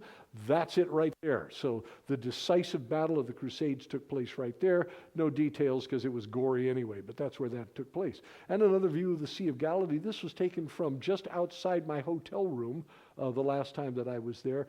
Beautiful morning. This is sunrise. All of this over here and going way up in that direction, that's the Golan Heights that you hear about in the news every once in a while. the Israelis captured it from the Syrians because look at where it's at. It goes right up to the lake, and they would put artillery up there and just shell all of Galilee. So Israel, in a war, took it, but they never gave it back because they knew that the Syrians would come and start shelling the area again. So it's basically a security buffer zone. When I teach in Israel at the Calvary Bible Institute, it's up in the Golan Heights. It's up in this area up in here. So Sea of Galilee, they still fish the same way. Look at the birds looking for little sardine-like fish there. The biggest fish in the Sea of Galilee, and there's about 21 indigenous species, but the biggest one is tilapia, and they're about this big. So they're pretty good-sized tilapia that they have. They're all freshwater fish. And the Sea of Galilee, as it is the largest source of natural source of fresh water in the Middle East. And it's not a very big place. That's the city of Tiberias lit up at night. That way you can see it. There's about 50,000 people there, mostly ultra-Orthodox and Orthodox Jews that live in that city. It's a very European-style city. It's only in one little section of the lake. The rest of the lake is very much the way it was. By the way, here's a guy walking on water. I just thought I'd show you they still do that. Actually, that's in the land of the Gadarene side, and the natural shore of the lake is so shallow. You could be out 50 yards and the water only comes up to about your knees, and the bottom is flat with no obstructions. It's a great place to do baptisms out there. But the Jordan River, this is the Jordan River down by the Sea of Galilee. If you do an about face, the Sea of Galilee is about a quarter of a mile away where this thing drops into it. But that's the Jordan River, the mighty Jordan. If you've seen movies, about Jesus and the Jordan River in the movies, it's always these great big movies, the greatest story ever told. They use the Colorado River for the Jordan River. This thing is like a stream. This is like Greenwood Creek. It's very, very small. But it starts way up in the north. There are three tributaries, the Dan, the Banyas, and the Hatsbani. I don't have any pictures of the Hatsbani, but this is the Dan River. This river that you see there just babbling, it's snow melt, it's freezing cold, and it comes right out of the ground, just up past out of sight of that of the reeds that you see up there. It's just hard to get up to. But that's the Dan River. That flows together with the Banyas and the Hatsbani. It becomes the Jordan. Here's another view of the same thing, the Dan River. Here's Caesarea Philippi that we talked about a few weeks ago. You can see the water flowing literally right out from here. This is instant river right here. There's nothing above it. There's nothing flowing into it. It's flowing right out from a water table under here, down here. It used to flow out of that up until 749 AD when there was an earthquake and the water table dropped. Now it's coming out of here. But that's also the Banyas. That's the source of the Jordan there as well. And then it flows down about a mile, and you come to that. This is Banyas Falls, one of the most beautiful places in all of Galilee right there. The little baptism that we were doing in the Jordan River, north of the Sea of Galilee. Most baptisms were done south of the Sea of Galilee, and John the Baptist was baptizing so far south of the Sea of Galilee, he was almost all the way to the Dead Sea. Not in the Dead Sea. You don't baptize in the Dead Sea. It would kill you. But anyway, this is us doing a little baptism there.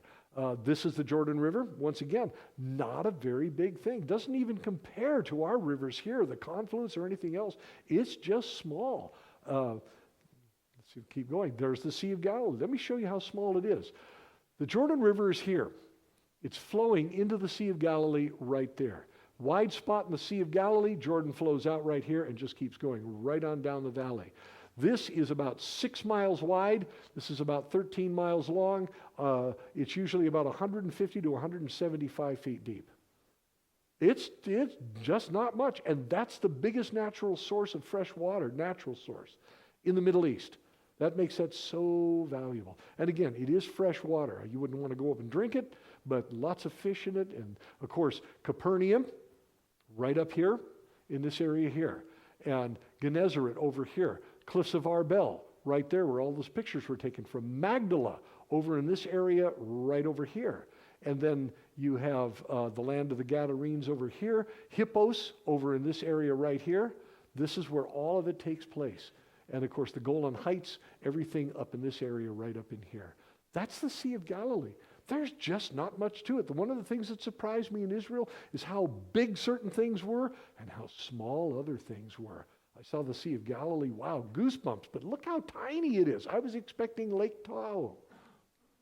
And it even shaped the same. We do our baptisms out there. This is also in the land of the Gadarenes because that's Jordan River water. It just happens to be called the Sea of Galilee. So you get baptized in the Jordan River and the Sea of Galilee at the same time. And by the way, at that picture right there, at least 50 yards out from shore. Flat, packed sand bottom, and it's natural. Beautiful place to do it. Here's another picture of the map. Again, I put this up here because here you have the sources of the Jordan up here, the Dan, the Hatsbani, and the Banyas. And this is Mount Hermon up in here, the famous Mount Hermon, not the thing down by Santa Cruz. This is the mountain up here, 9,000 feet tall. And the Jordan flows down here into this is called the Hula Valley. There used to be another Sea of Galilee up in here. It was called the Lake Hula, but it was also a malaria-infested swamp. And it had been that way for thousands of years. Finally, when the Israelis got it and moved in, they drained the swamp, and now it's beautiful farmland, and they've got some nature reserves there with, of all things, indigenous animals like water buffalo are still in this area, and it's a great bird sanctuary. Well, the river flows in here, flows out of here, and then wiggles all the way down here, and is the natural border between Israel and the country of Jordan over here. And finally, it flows into the Dead Sea, where it doesn't go anywhere. The Dead Sea is dead. Not a microbe lives in the thing. It's just nasty. You can float in it, but if you drink it, just a third of a cup of water, quarter of a cup of water, it will kill you. It's poison, and it's not an exaggeration. It's really nasty stuff. So you treat it with respect, and it treats you right. You treat it flippantly, and you die. But that's where the Jordan River goes. It's very small. There's me baptizing my son Zach in the Jordan River a long time ago at a baptism site. And here's another baptism site. The one that I just showed you, it's way up in the north. This one is almost all the way to the Dead Sea. This is a place called Qasr al-Yahud, which is also known as the crossing of the Jews in Arabic. Qasr al-Yahud is the place where most likely, and we're not talking flip a coin, but within a mile or so, is where the Israelites came with the Ark of the Covenant into the Holy Land, into the land of Canaan, the Promised Land, where the water actually parted and they came across on dry land. It was probably somewhere in this vicinity right here. And there's a lot of landforms, rock formations or whatever, which you don't have the rest of the way up and down the river, that kind of mark the spot. This is also the most likely place, once again, on this one, flip a coin, but within a mile or so, where John the Baptist was baptizing. We don't do baptisms here. Look at the water. I mean, it's at the bottom end of the Sea of Galilee. It's got all this runoff from farmlands and everything else. I would not put a toe in that water anymore. But what's fascinating about this spot is you can see this is where you can get baptized here. You go down in here, and you have this little lane ropes here. This is Israel. That's Jordan. That's the border. Well, it's one of them. And you have over here armed guards over there somewhere, and the Israelis too. You don't cross the border. Just don't even think about it. Go get baptized. And of course, the Jordanians, they want Christians to come over and get baptized because John was baptizing at a place that was called Bethany beyond the Jordan, which means he was baptizing on the east side of the river, the Jordanian side, when he was doing his baptizing. He was not baptizing on the Israeli side. So the Jordans are going, you got to come over here. So they're very proud of that. But that's the Jordan River down at the south end. You keep going that way, and you finally end up in the Dead Sea. Here is it's hard to figure out what this looks like, but you're actually standing in Jordan on top of Mount Nebo. Israel is all of this over here. This is the Jordan River Valley down in here. The Jordan River's running through here, snaking through here, and finally goes into here at the Dead Sea. Sodom was over in this area here, by the way, but we're not going into that part because that's not in Israel. Here's what the Dead Sea looks like today. It's been receding because all the water's being used up by all the farms that are coming down the Jordan River because the farming is really huge, especially on the Jordanian side. So not much water is getting there. They've had a series of droughts. If you want to know how big this is, these are tents and these are people right here. So no, it's good water when it's coming down the river. Down the valley, they could just pull it out and they use it to water their crops. It's fine. Once you get down here, it comes into the Dead Sea. The Dead Sea is, again, the ocean's about 5% salts and minerals. The Dead Sea is 38% salts and minerals, which is why when you go out there, you can float. You can't drown unless you flip over and put your face in the water and inhale water and it'll kill you.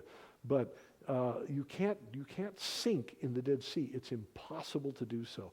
And as Bill and I were talking about, the Madaba map, which is found in Jordan, it's a mosaic map that's about 500 AD, indicates on the map that they drew, they put pictures of ships going back and forth on the Dead Sea. They apparently used it for commerce, but they certainly didn't use it for fishing. So this thing, 1,400 feet below sea level to the surface of the lake, that's the lowest place above water in the entire world. And of course, the lake itself, 1,200 feet deep. It's just a remarkable thing. It's a giant earthquake fault. Magdala. Let's go back up to the Sea of Galilee. This is right on the Sea of Galilee. This area right here, this is Magdala. The water, that's down here. This is the Sea of Galilee back in here. The reason this looks like construction and all of that is because it's an archaeological dig. One day, a guy was, once again, he's putting in a pipe. He's working on a parking lot that they're putting in for a Catholic, Roman Catholic hostel that was going to be put in over in this area here.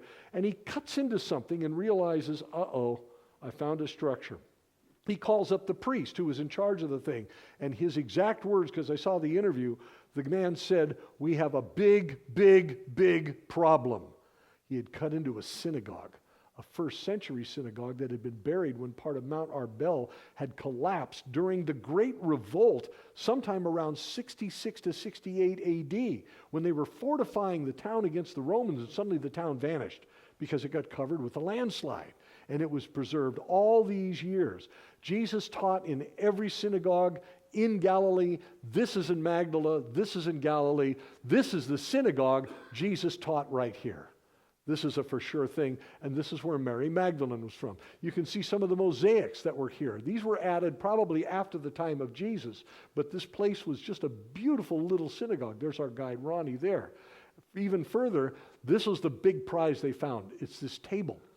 That table, low to the ground like a block of stone about this big, you would sit on the floor, and then they would roll out a Torah scroll in front of you, and you would read the scroll. Everybody in the room would stand. The reader would be seated, not on that table, but at that table, and the Torah scroll was rolled down on it. You see the designs on the side of the thing. Here you get a little closer look. There's a menorah. There are urns there, or jars of sorts. Up here you have a rosette pattern. Here you have columns over here, and some sort of gates on one side. On the other side, you have, again, same type of thing, arches and gates. And what is all of this stuff that's on there?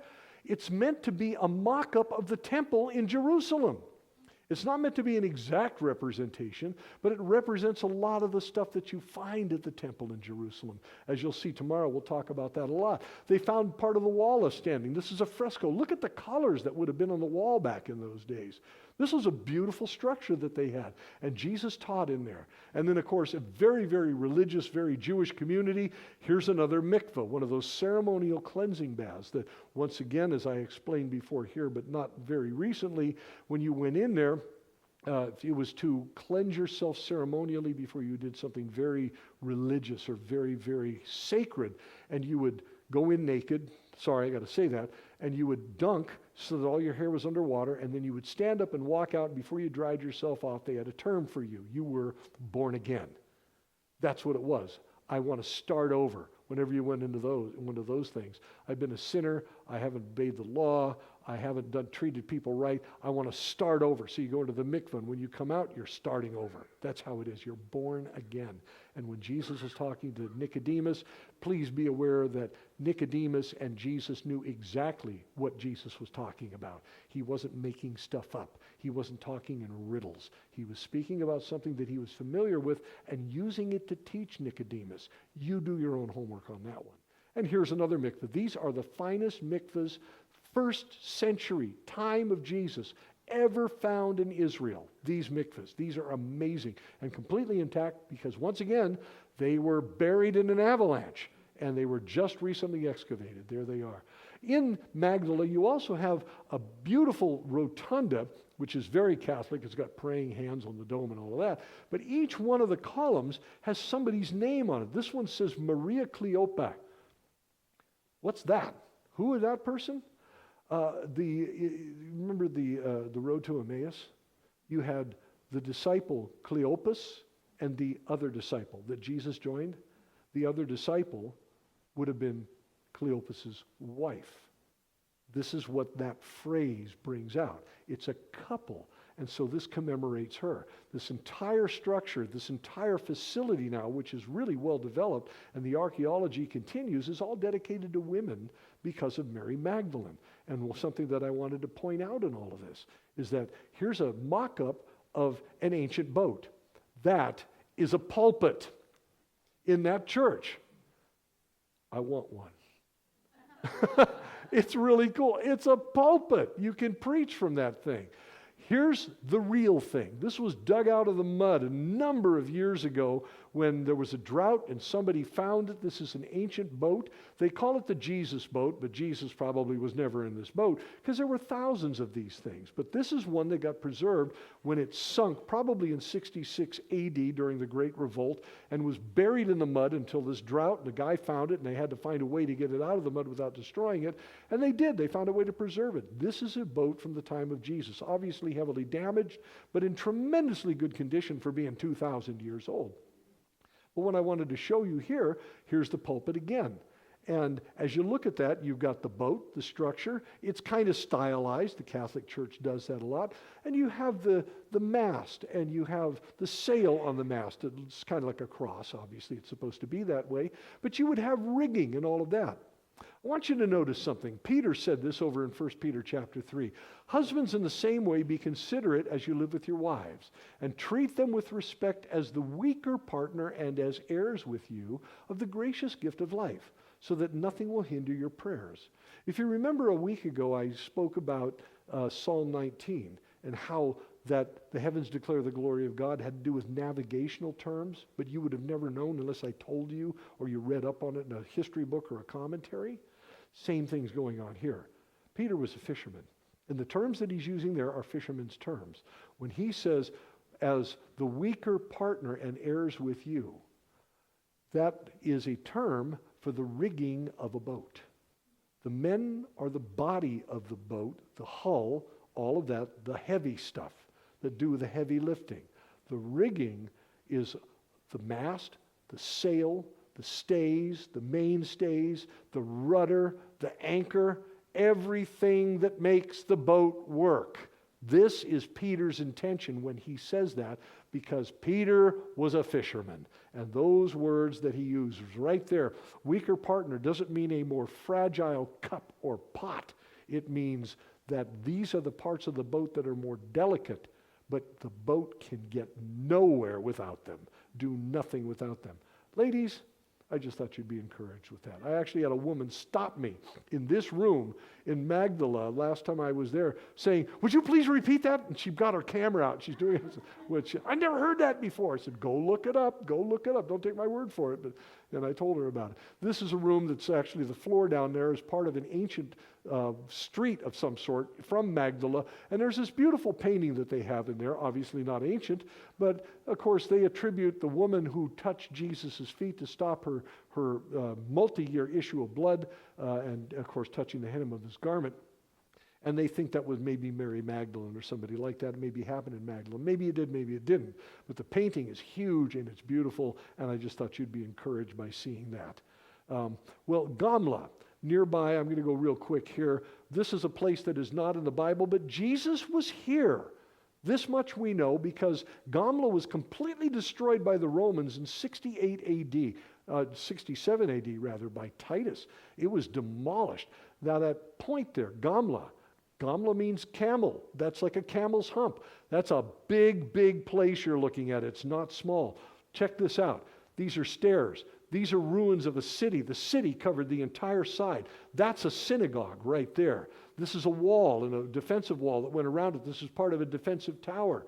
And the Romans broke through there. They expended more munitions on this place, catapult balls and all of those type of things, than any other single battle in Roman history, trying to conquer this place.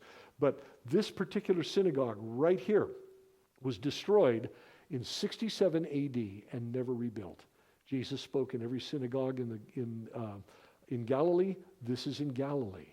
And so he would have taught in there too, and that's the raw synagogue, just like in Magdala. These places are cool. If you ever want to walk there, you got to pay the price. That's the original trail, and you got to walk that. And I thought they were going to put up a monument and say Makarel died here, because it's brutal getting up and down that thing. The Israelis do it all the time because they're all in really great physical condition. Look at me. I'm not, so there we are. Tel Dan, way up in the north in Golan Heights, it's a nature reserve. Look at the beautiful place, there's water and all of that. Do you know there's an entire city underneath that lake, under that pond? A whole city. It's never been excavated. Not that part of it. Only bits and pieces. Because it was a vast city. It used to be called Lachish. not Lachish, Laish. Lachish is a different location. It used to be called Laish. And this is where Abraham, when searching for Lot, went through Laish or Laish, which you can read about in Genesis. This place is old. Everything you see there, see the people walking there, all those trees? Underneath that, there's a city. It just hasn't been excavated. It costs money to excavate. It costs money to maintain. Oh, by the way, there's Pastor Jim and Deanne dragging Jim up this little steep thing because it's a little steep. And of course, the water that you see down right here, this is where the Dan River bubbles right out of the ground, right there. It's suddenly there's a river there. And there's no explanation for it. It's just there. But as they're hiking up on a tell. They're sitting on it. Oh, I have to show you one thing in this picture here. This is a view from the top of the tell. Obviously, there's no ancient ruins. The ruins are underneath where we're sitting right there. But you have that city right there. It's a town actually called Metula. And Metula is right on the Lebanese border. Any war that breaks out in the north always breaks out right around Metula. Everything past that line, all of this up in here, that's all Lebanon. So you're right up there in the finger of Israel with all the stuff that's happening, and we feel perfectly safe, except when there's a war, when we don't go. So it's a perfectly safe place to go. But this is one of the big excavations that they have up there, because you had a really bad incident that happened, of course, when Solomon died. His son Rehoboam wanted the kingdom. The head of his workforce, Jeroboam, wanted the kingdom, and the workforce, who was huge, building all the buildings and work that Solomon had them do, that guy Jeroboam was elected king, basically forced to be king of the 10 tribes to the north. And Israel went into a state of civil war. Judah and Benjamin in the south, and Jerusalem in the south. In the north, the other 10 tribes, so they didn't have Jerusalem in the north, no temple. So Jeroboam says, I have an idea. I don't want you going down there because you'll not come back. They have the temple, so we're going to set up our own temple. And in Dan and in Bethel, they set up the temples. This is one of the high places here. You can see a stainless steel facsimile of an altar here, and up here, this would have been a temple that contained a golden calf. O Israel, here is your God. And they set one here, and he set one up in Bethel, and he led the people of Israel, the 10 tribes in the north, into idolatry, until finally God said, I've had enough, and brought in Assyria to take them all out. And they were all deported and scattered all over the Assyrian Empire. That's Tel Dan. And of course, here's the scripture right here that I've set up, gods in Dan and Bethel, and people went there to worship. What a tragedy it was. And of course, here again, a Bible study that you can have on the very steps while you're there, right in front of where the altar was. It's kind of an eerie place to be. It's not like, wow, we're in the Holy Land. It's like, this is why the Holy Land was bloody. This is one of the reasons why bad things happened there, that God cleaned up their mess. He's good at that. You move a little further down, you run into this.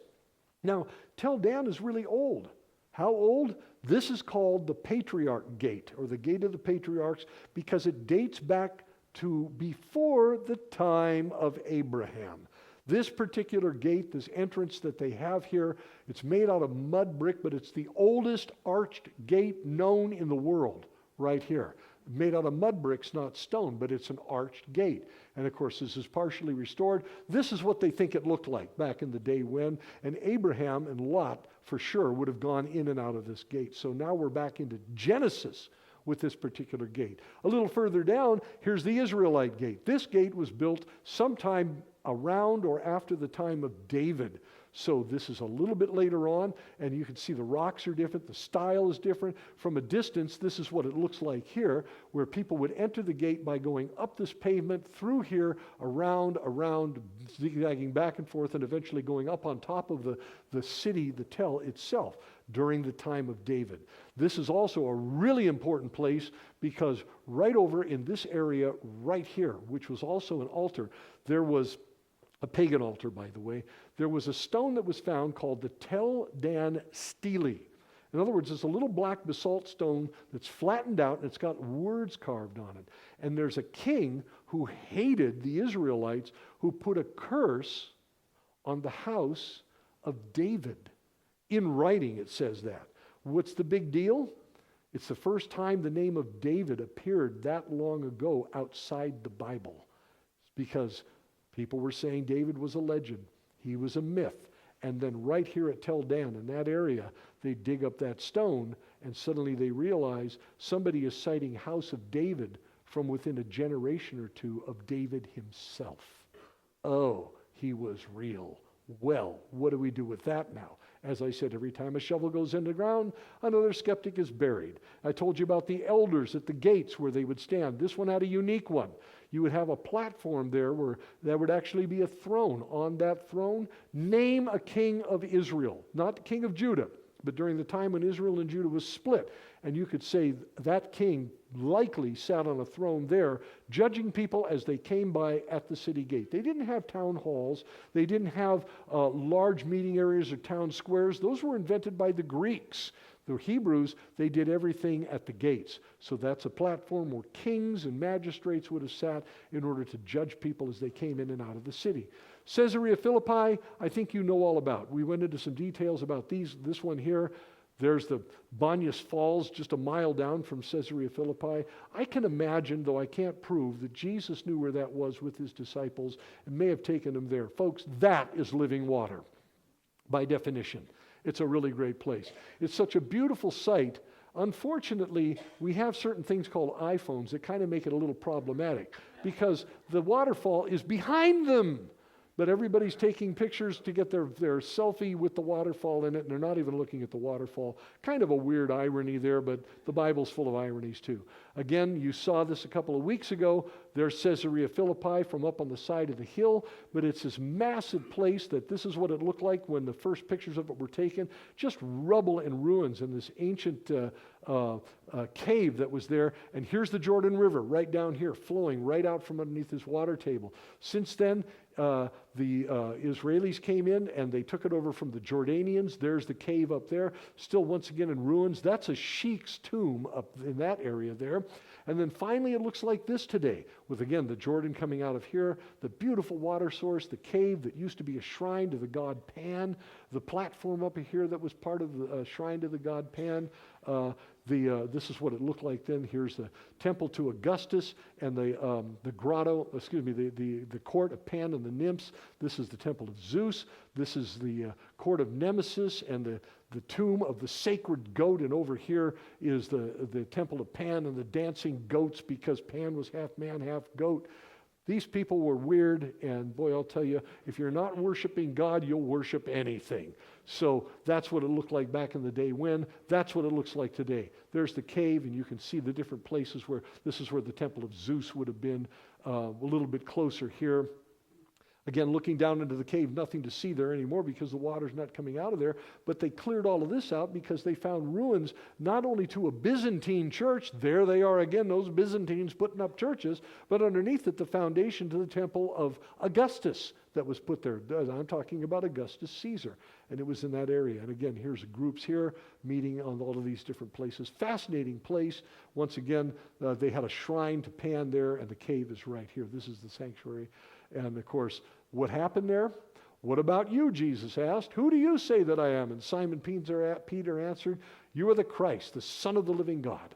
Jesus replied, blessed are you, Simon, son of Jonah, for this was not revealed to you by man, but by my Father in heaven. And I tell you that you are Peter, and on this rock, or Peter the little rock, and upon this big rock, what did you just see in those pictures? I will build my church, and the gates of Hades or hell will not overcome it. And of course, that cave, if you weren't here for that Sunday morning service when we talked about it, the cave was called the gates of hell because the river flowed out of it, out of this mysterious underground reservoir that they thought was an entrance into the underworld itself. And when I say they, the pagans. But the Jews could understand this.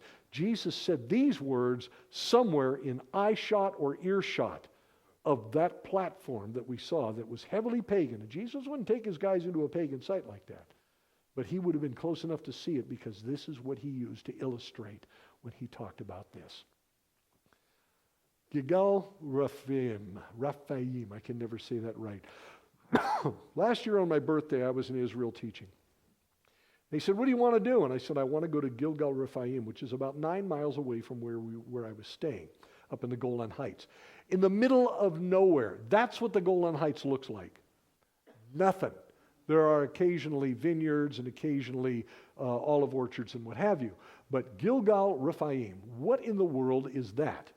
Well, this jar is in the Philistine Museum in Ashkelon. And here, in ancient Proto-Hebraic script, carved into this jug, which was reassembled, they found the word Rapha, which means it's a name of a people, not a person, but a whole type of people. Rephaim were the people related to Goliath. They were considered Nephilim back in those days. Big, strong, dangerous people. Mythological until they found this. This museum was not put together by Christians or religious Jews, but by secular archaeologists. Suddenly they have proof of the Rephaim. That, there it is, a little close-up of it. You can see it right there. Rapha. This is what Gilgal Rephaim looks like from the air. Once again, I didn't take the picture. But this is 350 feet from side to side. It's huge. This was made, it's kind of like Stonehenge. It was put up there, they're guessing, about or a little bit before the time of the pyramids. And nobody knows why. It's like a maze. But this was put up around the time of Moses. And one of the reasons that they think this is a significant site is because of that tomb. They think it might have been the tomb of Og, the king of Bashan, who was a Nephilim by definition and description in the Bible. Now, the Golan Heights is way up in the north of Israel. The children of Israel actually got that far. They had not crossed west into the Promised Land, but they actually fought battles all the way up to the foot of Mount Hermon on the Golan Heights. Read about it in Deuteronomy. It tells you where they went before they crossed over the Jordan River down by Gilgal. But this is a different Gilgal. Gilgal of the Rephaim or the giants. So they think this could be, and again, his name's not on it, so we don't know, but the tomb of Og, the king of Bashan. This is what this thing looks like from the ground. Here's part of the tomb. You can go into it down through here. These are walking sticks here, and you crawl into that. This is Pastor Steve. He's also the president of Calvary Bible Institute. They're in Katsrine up in the Golan Heights. These are a couple of the students. This is the interior of the tomb. It's got a little light well into the thing you can see there. And of course, here's the information on that. If you don't mind, I'm going to go quickly, but there it is. The Valley of Tears, also in the Golan Heights. This is a modern Israel history thing. This is a battle between the Israelis and between the Syrians that took place in this particular valley right here. This is Syria over here. If you got a really good throwing arm, you could throw a football into Syria from there. Now, after this current war, that border's been pushed way, way back in that direction because Israel needs a security zone now because the hostilities are so bad, they just got to keep the people that want to kill them all. Everybody's been talking about Israelis being, genocidal. Hardly. The whole war and all the wars are about the elimination and the annihilation of Israel and all her people. That's the genocide. It's just been turned around by the PR people who have been really good at deceiving people about the dialogue and the vocabulary. But this particular incident happened when there was 80, 90 tanks. I'm forgetting the exact number right now because I'm moving too quickly. But that during the Yom Kippur War, that was a tank column led by the Iraqis playing patriotic music out their loudspeakers on the tank and leading them in single file up this valley. The Israelis had 11 tanks and they were decimated. Most of them were dead. Only one tank could move and they had a radio and they could fire from the tanks, but a lot of them weren't even functioning that well. But one of the guys got the idea, and I'll keep the story very short, that let's take out the front tank on the column and let's take out the last tank on the column. And when they did, the tanks couldn't move and they just blew them up one at a time. One of those things where Israel is on the brink of being pushed into the sea and suddenly the battle turned. And here's where it turned the biggest right here. Once this battle was won, the Yom Kippur War, the tide of the Yom Kippur War completely turned and the Israelis defeated these armies that were bent on annihilating it and destroying all of Israel and killing every Jew in it. That was the deal. That's the Valley of Tears. This is the monument that they have there today, and part of this monument is brand new over on this side here. these are the people that were killed during October 7th. They added the names. Beit Shan. Now we're heading down the Jordan River Valley. If I can get this to work. There we go. There we are. This is Beit Shan. Back in the days of early photography. 100 so years ago, here's a bunch of Arabs here, and they've got their donkeys, they've got a tent there, and you have this hill. So what? Well, they dug it up. Now that's what it looks like. Beit Shan is a tell. That's that mound right there. It's in the Bible. Joshua chose to ignore it. It became a Philistine outpost. Don't ignore stuff that God says take care of. He said, conquer every single city, leave none unaffected. He left Beit Shan. Next thing you know, the Philistines moved in. Philistines were seagoing people. This was their furthest inland outpost.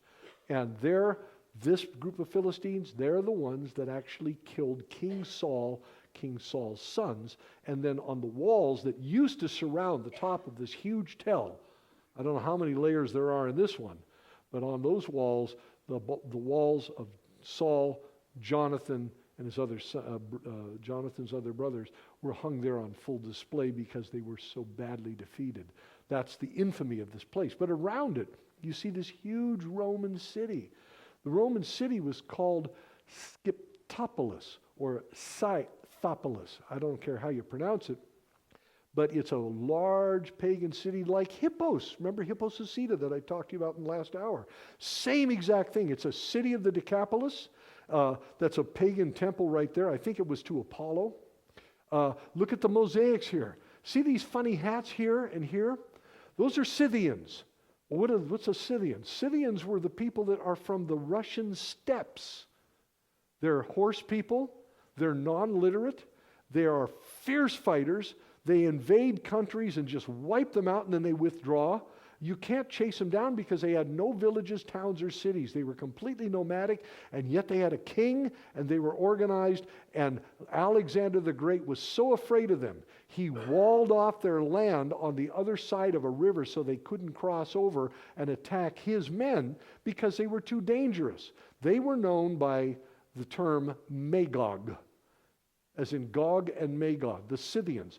But a group of Scythians had made their way south, come into this place by Beit Shan, and helped set up this city known as Scythopolis, and they named it after the Scythians who helped out, because there was a detachment that was from there, and they even immortalized them there in those mosaics. I simply say that because if you're a prophecy buff, now you're going to go do some homework. So there you go. Here's the great theater in Beit Shan or Scythopolis.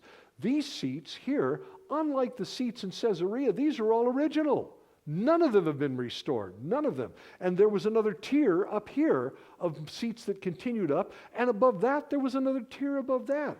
They estimated that this particular theater could seat 17,000 people, which tells you that Beit Shan had approximately 170,000 people in it. And this is one of the places you go to learn about what were Roman cities like and pagan cosmopolitan areas like in the time of Jesus, because these were everywhere. You think of when you see the movies, the TV shows, that, yeah, it was just all Jews walking around and maybe a few Arabs. It was an incredibly pagan land. The Jews were sort of an afterthought. Yes, it was their land, but the Greco-Romans had taken over, and the Jews were Hellenizing and kind of going out of style. Hebrew was a dying language. That was all happening during the time of Jesus. And then a little bit more. Here again, here's the theater. As you can see, it's just a big, big place while you're there. They also have, here's an amphitheater. Remember, an amphitheater is not for performances. This is gladiatorial combat. Look at the size of the walls here. They didn't want animals or gladiators to jump out and hurt the people in the stands. And the stands used to go up a lot higher, kind of like the Roman Colosseum. But because back in the day when the city was abandoned, dirt covered the whole thing up. Erosion, it just kind of got buried. And the stands were left sticking up, so the Arabs came by, took all the rocks and used it for secondary building projects. I mean, why reinvent the wheel? Here's a bunch of building blocks. Let's do it. Those people there are walking around looking at the ground because after it rains, all kinds of cool things like Roman glass and coins. You can come right to the surface and you get all these really cool antiquities there. And you can take them out of the country. See how those columns are falling down? Check this out. Look at that. They're all fallen down. And there's even more. The city was abandoned in 749 AD when that same big earthquake that I've already mentioned, and I mentioned about Caesarea Philippi, that dropped their water table, hit the area. It leveled the city so bad that everybody living there, those who survived the earthquake, walked away and never came back. That's what happened to the city. That's the original roads and all. Now, here, this answers a huge question here. How did the Romans go to the bathroom? Well, there you go. Ancient Roman toilet. That's how it worked. And I just, you would sit, well, on those. And if you were wealthy, you'd have a slave come in and warm it up before you actually sat down. And I won't go into further detail about that, but that's a Roman toilet. Ein Harod, Gideon's spring. This is, of course, the story of Gideon here, but early in the morning, Jerubbaal, that is Gideon, and all of his men camped at the spring of Harod. So Gideon took his men down to the water, and there the Lord told him, separate those who lap the water with their tongues like a dog from those who kneel down to drink. So the guys who put their face in the water, send them home. The guys who kneel down and slurp the water, those are your men. 300 men lapped with their hands to their mouths, and the rest got on their knees to drink. And the Lord said to Gideon, with these 300 men that lapped, I will save you and give the Midianites into your hands. In the book of Judges, the famous account of Gideon taking on the Midianites with the 300 guys. Already mentioned the spring that we're talking about, the spring of Harod, Gideon's spring, just across the valley from the hill of Moreh, where they attacked the Midianites, and the Midianites killed each other all night long because they thought they were being attacked by each other. The Israelites had thrown them into confusion. This is what it looks like today. But there used to be a great big lake. This spring flows out of that cave, right out of the ground, and it's very pure water. You can actually drink it. I mean, you say, I wouldn't want to, but if you see these little black snails, they're little tiny things, about maybe a quarter of an inch, eighth of an inch. They're very tiny. They only live in pure water. They cannot survive in bad water, and they also work as a filter, which if you had a cistern and you wanted clear water and clean water, get a whole handful of these snails if they're alive and throw them in and just let them do their job. And they keep your water relatively clean. And I've drank out of it. Oh, here's the lake. This is, again, a picture taken back in the 1800s before they had actually improved the site. You can see the cave back there. That's where the spring comes out of. And the lake, Saul would have camped here, remember, with his men. And Gideon camped here with his guys. And that's where they drank the water. This is, of course, my friend Matthew Shepard, who spoke here. He was the tall young fellow from New Zealand. Some of you may remember him. That's him showing you how to do it wrong. He said, though you stick your face in the water like that, and he's just laughing when he pulls his face out like that. But that's one that Gideon would have said, go home. We don't need you. It's the guys that had to get down on one knee and bring the water to their mouths. And our friend who was with the Lord now, Gail Irwin, has a theory that those were the guys. God doesn't share his glory with anyone. And of course, the men who got down on one knee and lapped like this, they're the elite. They're the ones who are looking for the threat. They're well trained, and they're going to take on the Midianites. God didn't use those guys to take on the Midianites like that, did he? So his theory was that they were too fat, halt, arthritic, old, in order to get all the way down on the ground to do that. So they had to get down on one knee and lap. And then God says, I'm going to use those guys to win the war. So perhaps it was, but that's God's way because he doesn't share the glory with anyone. So he'll give his glory by taking us old stiff people and using us for his purposes, whatever he wants to do. En-Gedi, now we're really down there by the Dead Sea. The Dead Sea is near En-Gedi. This is where David hid out from Saul when Saul was chasing him. Remember, one of the times that God gave Saul into David's hand was in En-Gedi. This is En-Gedi, Ein Harod, the spring of Harod. En-Gedi, the spring of Gedi, or the spring of the goat is what it means. And there are lots of goats in En-Gedi. This is really hardcore desert. It's an oasis, but it's one of the driest places on the face of the earth, except for these waterfalls that come out of this oasis. And they actually are coming down from Jerusalem. They terraced all the way down there. So these waterfalls, beautiful place. That's the palms that you see there aren't palms. That's Egyptian papyrus that's growing there. You're close to Egypt here. It's a beautiful place to go to. And Spring of the Goat, there you go. Those goats are called ibex. Now, to the head, not to the top of the antlers, that goat is only this tall. So the antlers bring it up to here. And that's an alpha male. These things are all over the Negev desert, and including this area here down by the Dead Sea. That's an ibex. But unique things about the ibex. They climb trees. Yeah, seriously, it's not a snipe hunt. These things climb trees. And you can be walking by and hear rustling a tree. You look up, there's a goat up there, and they're eating the leaves on the trees. But this is the way they are. You say, well, is this in the Bible? In fact, it is. I'll show you in just a second. One of the trails ends here. This, you can see that it's just lush vegetation. You can see over on this side right here, 108-foot high waterfall. These are all people down here. And there's a shelf here. The shelf came out much further. It's a strata of rock. You can see fragments of it down here. And again, there's a lot of sound coming down here because of the waterfall. It's noisy. This is, in my opinion, you don't like it, take it out with the rest of the trash. It's okay. But this is where I think David actually hid with his men from Saul. Because you say, well, where's the cave when you go to En-Gedi where David hid with his guys? There's no caves left. The place is constantly eroding, but this is solid bedrock here that you're looking at. And a cave is not necessarily a mine shaft, which we're used to here in the foothills because of all the mines. It was just some sheltered thing that had a rock overhang. How would David hide 400 men who are breathing and trying not to rustle when Saul goes into the cave to, quote unquote, relieve himself, whether it was a nap or use the bathroom, and David was able to approach him silently by stealth, cut off the hem of his garment, which was actually part of a seal that he would press into wax or clay in order to make something official. So it was more than just a corner of his robe. And then Saul leave without ever knowing the guys were in there. That takes up a lot of space. 400 guys all breathing. How did he miss that? I think they were here. It's the only place along the trail, the lower trail, the upper trail, any trail, where something like that could have happened. So this is probably where that incident happened there over in 1 Samuel, as you can read about it. Here's also a very famous psalm here. The Lord is my rock and my fortress, my deliverer. My God is my rock in whom I take refuge. He's my shield and the horn of my salvation, my stronghold. I call to the Lord who is worthy of praise, and I am saved from my enemies.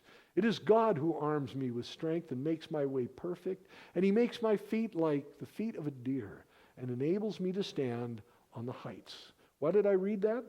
Because David says at the beginning of the psalm, this was written when he was running from Saul in En-Gedi. Now, when it says deer, those goats are hardly deer. But you see, there's only Hebrew is a very limited language, and it also encompasses those goats. Those goats, I never thought it was possible. I saw them in the trees. I've had herds of them walk in front of me before. But one time I heard clackety, clack, clack, clack, clack, echoing through En-Gedi, and I look up and I see these goats leaping up the sides of vertical walls. Boom, boom, boom, clickety, clack, clack, clack, all the way to the top. And then coming back down, they have no fear. And these walls are 100, 200 feet tall, and they're virtually vertical. I mean, they're like that. It's just incredible. And here they're hopping back and forth like the feet of a deer enables me to stand on the heights. It was just something that he saw there in En-Gedi. Well, Qumran. We're getting close to the end for tonight. Qumran is where this was found. This is the Isaiah scroll. Qumran is the place where, as you can see right here, this is cave 4. It's eroded badly. It used to be much more secluded than that, but it's a place way out in the desert, right above the Dead Sea. Very, very quiet there when there's no tourists. It's beautiful. But that's where the Dead Sea Scrolls were found, in a number of caves in this vicinity. When the Dead Sea Scrolls were found, people were calling the Bible into question, that, it's been changed over the centuries and all of that, until they found this. The oldest written manuscript of the Old Testament was called the Aleppo Codex, which you can actually see in the Israel Museum. A codex is a book like your Bible. It opens up this way. It's not a scroll. It just opens up like a book. But it was 1200 and something AD. And that was the oldest Bible that anybody had. until they got to Qumran, and then they found the Isaiah scroll, which was 200 BC. And comparing the manuscripts, there was almost no difference. There were some grammar changes, some spelling changes, and one corrupted word that didn't affect the text or doctrine in any way. They're just not sure what that word is because it just wore out on the manuscript. But they found all of these. And one thing that's not talked about very often, but you can look into, they may have found 9 fragments of New Testament letters in there. But being a Jewish site, and of course, religious Jews are very hostile towards Christians because Christians were so hostile, and many remain towards them. They're not making a big deal of that. So, but they do exist. And of course, there's a view of Qumran there. And oh, by the way, that's Holly in the red on the right. So she's taking pictures of Cave 4 with Ronnie, our guide. This is Mark Bunger, my partner in doing these Israel tours. He comes alongside to help me because he's been to Israel way more times than I have, and he knows the land really well and helps organize the trips. And of course, they're still doing archaeology there. You can see Ronnie there on the left in the blue, and all these people just digging up something else, not manuscripts, but the community, the Qumran community of a bunch of monastic Jews called the Essenes. There were sects of Jews. You had the Pharisees you're aware of, the scribes you're aware of, the Sadducees you're aware of. But you also had the Essenes and the Herodians and the Zealots. And those were all sects of Jews. The Essenes were very reclusive, very apocalyptic, and they were scribes. And they're the ones that wrote all this stuff down. Masada is our last stop on this trip, and I'll be brief. That is Masada. Masada is not in the Bible. But the Bible is in Masada. And that was the beauty of this place. Masada has a long story. I've told it before, and so I am so sorry because of time. I'm not going to be able to tell you the whole story, but very simply, it was the last stand of the last free Jews in Israel in 73, 74 AD. The temple had been destroyed in 70 AD. Galilee had been obliterated by 68 AD. And the Jews and all of Israel was considered fallen by the Romans until they discovered 967 Jewish zealots who had taken refuge on top of this plateau, which was built up into a massive fortress back in the day by King Herod the Great. He was paranoid, so he built this place up to 1,200 feet above sea level with a 30-foot high casemate wall and I think 32 60-foot high towers around the wall, as if somebody's going to climb that and attack it. But that's what he was paranoid about. This is the trail that leads to the top. They also have trams that'll take you up to the top if you want to do that, if you ever wanted to visit it. But they attacked it. This is what it looks like today, and you could see terracing down on the left-hand side 3 palaces, one at the top, one in the middle, one in the bottom. And those were Herod's palaces. He even had a primitive air conditioning there where they had like very, very fine, almost cheesecloth that hung, curtains that hung down in front of the windows that faced north.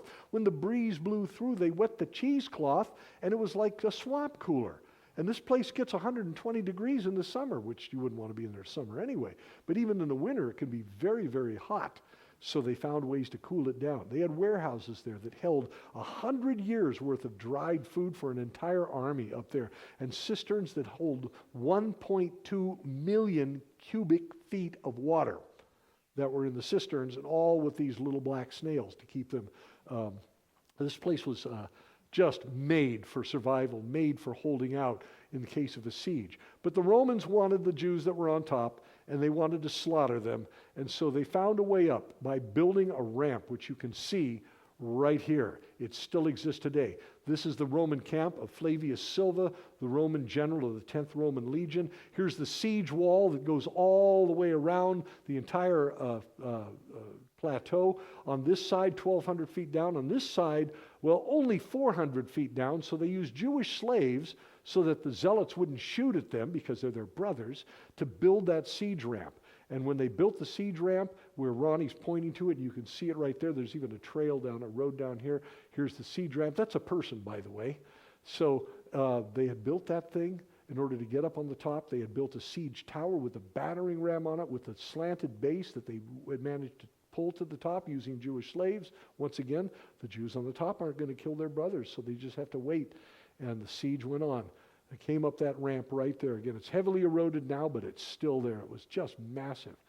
Well, one night in that synagogue right there, a man named Eleazar ben Yair hatched a plan, knowing the Romans were going to break through the very next day and kill them all. There was no way to defend. There's 967, including a lot of women and children among them, a lot of men who were priests and whatever that weren't soldiers, and then the zealots who were incredible soldiers up there, but they can't hold off a Roman legion, and they're coming up, and boy, are they mad, because they've been fighting for water, and they've been out there in the dirt and the heat because of these guys up on top. These guys have been playing psychological war with them, splashing around in pools and mikvahs up there just to freak out the Romans down below because they had almost no water. So they're really, really angry, and they want to come in and kill everyone. And Eleazar ben Yair says, we can die fighting, nobody will remember us, or we can rob them of their victory and we can all die. And you say, well, it's a mass suicide. It's not. Because what he proposed was that a kosher butcher teach all the men how to kill their wives as children as painlessly and bloodlessly as possible, which they did. And they laid them all out in the rooms in nice, neat little rows so that the Romans knew it wasn't chaos. They weren't running around like insane people killing each other. And then the men all came back, and 10 men were trained. They killed the rest of the men.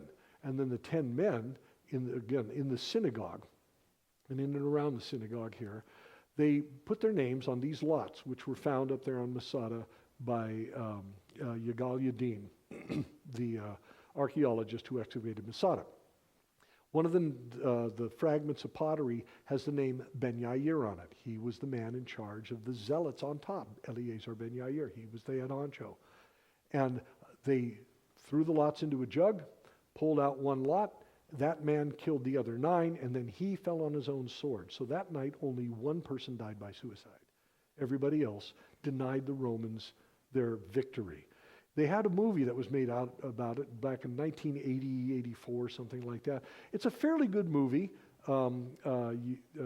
Peter O'Toole plays the Roman general, and he's a fine actor. But at the end of the movie, even though it was Hollywood and it was not in Josephus' account, who he accounts the whole thing and explains it, gives it all the detail, because he interviewed the 7 surviving women and children who hid in a cistern when all this happened. There were 7 survivors. That it was pointed out to him that this is how it happened. Hollywood embellished the whole thing when Flavius Silva, played by Peter O'Toole, comes on the mount and everybody's dead. It's silent. And the Romans are proclaiming a great victory. We've won. And Peter O'Toole looks around with a very dull look on his face and he says, what have we won except the top of a rock in a wasteland on the shores of a poisoned sea? That's exactly what happened. Whether he said that or not, who knows? But that's what happened with this whole incident with Masada. But what's most important about it was that Yigal Yadin, in the second season of his excavations back in 68 and 69, found this in the Genitza underneath the synagogue, which is a little chamber where they put scrolls that were damaged. In the Genitza, and I'm just about done here, I know we're just about 3 minutes late, so in the Genitza, the scrolls, damaged scrolls were put there until they could be properly disposed of, because the Jews never threw scrolls away. We have disposable Bibles nowadays, but they would never do that. They would give it a decent burial like it was a human, or they would burn it, because they didn't want a corrupt scroll to be copied because the words might get changed. They didn't want that. They were too into accuracy, and they respected the Word of God. This is a living thing. He knew there was a Genitza in every synagogue. He wanted to see if he could find another Dead Sea Scroll. What he found was underneath packed dirt, where somebody had stomped the dirt down so it was deliberately buried, was a fragment of a scroll, that scroll. And it was open. You never stored a scroll in any condition except spiral, like rolled up. This one was flat. And when they got it out, they managed to read it, because again, it was very badly damaged, and they were able to look at it. It was Ezekiel 37 and the Valley of the Dried Bones that ends with this, that I will put my spirit in you, Israel, who seems dead, and you will live.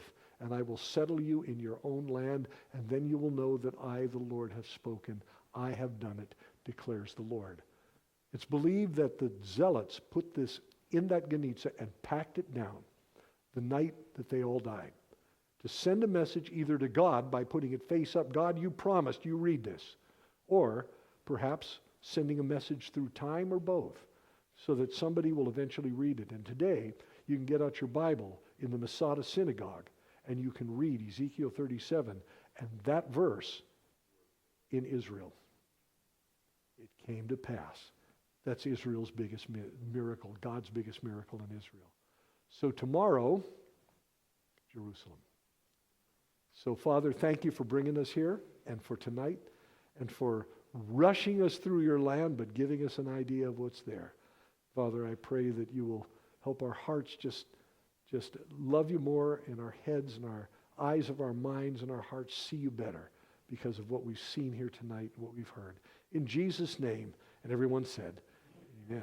Thanks for coming out tonight. Tomorrow night, 7 o'clock, Jerusalem and some outlying areas. God bless you guys.